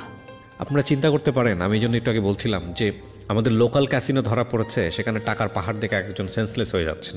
তাহলে এই যে আমাদের টাকা, হাজার কোটি টাকা, হাজার কোটি টাকা, এটা ডলার হয়ে বিদেশে চলে যাচ্ছে এইভাবে। ওরা তো ইন্টারন্যাশনাল মাফিয়া যারা এই জিনিসগুলো নিচ্ছে। এটা তো কোম্পানি আছে, একটা কোম্পানি, একটা মহিলা এটার ক্যান ইউ ইভেন ইমাজিন কত টাকা, কত কোটি কোটি টাকা, কত হাজার কোটি টাকা? এটা বন্ধ করা যায় না? সরকার স্টেপ নিলে চাইলে সরকার মাঝখানে স্টেপ নিয়েছিল বলতে, যে এর থেকে এই ওয়েবসাইটগুলো যাতে না হয় সেগুলো বন্ধ করে দিয়েছিল, মানে ওয়েবসাইটে ঢোকা যেত না। কিন্তু তারপরের দিন থেকে আবার অল্টারনেটিভ লিঙ্ক দিয়ে দিয়েছিল, মানে অল্টারনেটিভ লিঙ্ক আছে। হ্যাঁ, ওই যে অল্টারনেটিভ লিঙ্ক মোবাইলের আছে, এগুলোর মাধ্যমে আজকে অনুষ্ঠানটা শুনলেন তাদেরকে আমি প্রথমেই বলে নিয়েছিলাম যে আমি এমনভাবে অনুষ্ঠানটা প্রচার করব যাতে করে কেউ যাতে এই জিনিসগুলোর সুযোগ নিতে না পারে। সুতরাং উনি একদম খোলামেলা বলেছে, কিছু ওয়েবসাইটের ঠিকানা বলেছে, কিছু বলেছে, সেগুলো আমি এখানে মিউট শব্দ ব্যবহার করে দিয়েছি, আমি প্রচার করিনি, but it is available right now. এই অনুষ্ঠানের মাধ্যমে সাধারণ মানুষকে সচেতন করতে চাই। প্রথম কথা হচ্ছে যে উনি শুধু চাকরি হারিয়েছে তাই না, ওনার কনফিডেন্স লেভেলটা কতটা জিরো হয়ে গেছে আপনারা একটা জিনিস চিন্তা করে দেখেন। একটা মানুষের কনফিডেন্স লেভেল যখন জিরো হয়ে যায় তখন এই মানুষটার ঘুরে উঠে দাঁড়ানো খুব মুশকিল। উনি অ্যান্ড্রয়েড ফোন ব্যবহার করেন না এখন, এবং এই 18 লক্ষ টাকা একটা মধ্যবিত্ত পরিবারের জন্য অনেক টাকা এবং কি পরিমাণ এক্সট্রিম লেভেলে চলে গেলে একটা মানুষ সুইসাইড করার প্ল্যান করতে পারে, তাহলে আপনারা এই জিনিসটা চিন্তা করে দেখেন। And it is not the case. আমি একজন মসজিদের ইমাম পেয়েছিলাম, আপনারা যদি ঢাকা এফএম ইউটিউব চ্যানেলে যান ওখানে দেখবেন একজন মসজিদের ইমাম, তিনি পর্যন্ত ইনভলভ। উনি যখন 2 লাইন তেলাওয়াত করেছেন আমি হা হয়ে শুনছি আল্লাহ তাকে কি সুরেলা কণ্ঠ দিয়েছে। ওই ঘটনার একটা লাইন আমার মনে আছে যে মসজিদে সবাই নামাজ পড়বে শুক্রবারে জুমার নামাজ, পাওনাদারের সংখ্যা এত বেড়ে গিয়েছে যে আমি জুমার নামাজ ফেলে পালিয়ে গেছি। উনি ওই জুমার নামাজ পড়াতো ইমাম। এবং তাহলে বোঝেন যে এটা কি পরিমাণ সংক্রমক। হ্যাঁ, আমাদের এই বিষয়গুলো নিয়ে কাজ করতে হবে, আমাদের অনেক বেশি কাজ করতে হবে। শুধু লোকাল এই যে ক্যাসিনো ধরলে হবে না, আমাদের ইন্টারন্যাশনাল এগুলো থামাতে হবে, আমাদের ছেলেমেয়েদেরকে বাঁচাতে হবে, আমাদের পরিবারদেরকে বাঁচাতে হবে। And please be hour. এখানে শুধু সরকার চেষ্টা করলে পারবে না, আমাদের নিজেদেরকেও সচেতন হতে হবে। অনেক কষ্টের টাকা, হ্যাঁ, এই টাকাগুলো যেন আমরা বাপের টাকা এইভাবে যেন অন্যায় পথে না পারাই। এবং আজকের এই এপিসোডটা শুনে 10 জন মানুষও যদি থেমে যায়, যারা এই কাজগুলো করতেছিলেন তারা যদি থামেন, তাহলে আমরা বলতে পারবো যে আজকের এই এপিসোডটা সাকসেসফুল। আমি ধন্যবাদ জানাই যে আপনি নিজের আইডি, নিজের ফেস অনেক কিছু হাইড করে হলেও আপনি পাবলিকের সামনে কনফেস করেছেন, এবং আমি বিশ্বাস করি যে আজকের এই এপিসোডটা শুনে অনেকে স্টপ হবে। তো শেষমেশ কি আর বলার আছে যদি 2 লাইনে বলতে বলি? আসলে বর্তমান তরুণ প্রজন্ম এটার প্রতি অ্যাডিক্টেডটা বেশি, মানে সব ক্ষেত্রে। মানে আমি তো দেখছি, মানে আমার নিজের এই 7-8 বছরের অভিজ্ঞতায় যেটা বললি আর কি, যেটার সাথে সম্পৃক্ত অনেক। বাংলাদেশে কম করে হলেও কয়েক লাখ আইডি আছে, কয়েক লাখ, ঠিক আছে। সব এই টাকাগুলো আর এইখানে খেলে কেউ আর্ন করতে পারে না, মানে যতই লাভ হোক চলে যাবে, কারণ এটা এমন একটা নেশা, যতক্ষণ ইউএসডি থাকে ততক্ষণ স্টেক করতেই মন চায়। সেটা যে খেলা এমনও গেছে যে আমি খেলা বুঝি না, হর্স রেস হইতেছে, মানে ঘোড়ার রেস খেলা হইতেছে, আমি জেনে না কোনটা ভালো কোনটা খারাপ, কিন্তু ইউএসডি আছে, মারতাম আইডিয়া করে যে এটা মনে হয় জিততে পারে, দেই এটাতে, এইরকম। মানে হতো বাস্কেটবল, কোনো টিম জানি না যে এই টিম কেমন খেলে, ভালো খেলে না খারাপ খেলা হচ্ছে, মানে ক্রিকেট ফুটবল নাই, অনেক সময় ক্রিকেট ফুটবল খেলা নাই শরীরের মধ্যে, কিন্তু তখনও মনে হচ্ছে যে এটার মধ্যে স্টেক করি, এরকম হয়তো। আর এখন তো গ্রাম পর্যায় থেকে শুরু করে শহরে যেখানে ক্রিকেট খেলা হয়, সেখানে আপনার এমনি নর্মাল যে খেলাগুলো হয় এগুলোর মধ্যে বাজি হয়, 4,000, 5,000, 10,000 টাকা নিচে ম্যাচ খেলে না এমনিতে যে খেলাগুলো হয়। তো এমনভাবে এগুলো আসক্ত হয়ে গেছে। আসলে এটা সরকার যে পদক্ষেপ নিয়েছিল, ওই ওয়েবসাইটের লিঙ্কগুলো যদি টোটালি বন্ধ করে দিতে পারে, মানে নিটেলারি স্কিল থাক, কিন্তু আদার যে সাইটগুলো আছে, বিডিং সাইটের 8-10টা সাইট আছে বাংলাদেশে অ্যাভেলেবল, ওই বিভিন্ন চ্যানেলে অ্যাড যায়, খেলার চ্যানেলগুলোতে অ্যাড যাওয়ার কারণে এটার প্রতি আসক্ততাও বেশি আর কি মানুষের। তো এইগুলা যদি বন্ধ করা যায় আর তাহলেই সম্ভব। আর আসলে নিজের আত্মশুদ্ধি বোধ তখনই জাগে যখন মানুষ খুব বিপদে পড়ে। হ্যাঁ, এখন এই যে লাস্ট আমি 2 মাস এমন অবস্থা যে বাবার কাছ থেকে 50 টাকা চাই নিয়ে চলতে হচ্ছে আমাকে, কিন্তু একটা সময় আমার কাছে 50,000 টাকা মনে হতো না। এখন চাকরির জন্য অফার করলে যদি 10,000, 12,000, 15,000, 20,000ও বলে, আমার সঙ্গে মাত্র 20,000 টাকা জব করুম, এরকম একটা চিন্তা ভাবনা চলে আসছে। ওই যে বললাম কনফিডেন্স লেভেলটা জিরো করে, ঠিক আছে, যার কারণে এখন বাবার ব্যবসার দেখাশোনা করতেছি, ওটার মধ্যে ইনভলভ হয়ে চিন্তা করতেছি কোনোভাবে ঘুরে দাঁড়াও যাওয়া যায় কিনা। এখনো কিছু টাকা ঋণ আছে, কিছু ওই যে ব্যাংকের যে টাকাগুলো আছে, এমনি কিছু ধারটার আছে ভাই বা ফ্রেন্ড সার্কেলের মধ্যে, সেগুলো একটু সময় নেওয়া হয়েছে। বাসাতে একটা জমি সেল করার জন্য চেষ্টা করতেছি। এমন ঘটনা আছে, আমি এই সিক্রেটসই প্রচার করেছি, আপনারা যদি শুনে থাকেন। একটা প্রাইভেট ইউনিভার্সিটি স্টুডেন্ট, ইংলিশে পড়তো, খুব নাম করা একটা প্রাইভেট ইউনিভার্সিটি স্টুডেন্ট, সে পরোটার দোকান চালায় এখন, পরোটার দোকান। তার বাবা তাকে কোনোদিন বলে, বাবার মুখের দিকে তাকাইতে পারেনি, বাবা বলছে চলো পালাই যাই। কি বলুন, অসহায় হলে একটা ফ্যামিলি কোথায় চলে গেলে একটা সন্তানকে বলতে পারে, এত কষ্ট করে পড়িয়েছে, যে চলো পালাই যাই, ইন্ডিয়াতে পালাই চলে যাই। ক্যান ইউ ইভেন ইমাজিন কি করতেছি আমরা? থ্যাংক ইউ ভাই, আপনি আসছেন। আমি বিশ্বাস করি আমার শ্রোতা যারা শুনলেন আজকে, তাদের মধ্যে যদি কেউ এই লাইনে থেকে থাকে, অন্তত 10 জন মানুষ স্টপ হোক, তাহলে বলতে পারবো যে আমরা কিছু করেছি। Thank you so much. Secrets. Something beyond entertainment.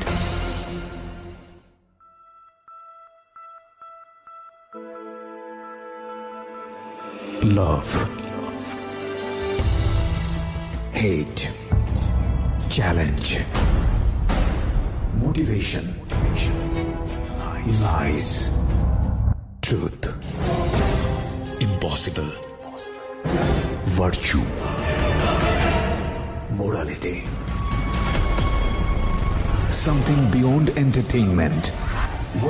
Welcome to my stage of reality. Stay tuned. Sunday and Wednesday with me, RJ Kibriya, only on Dhaka FM 90.4.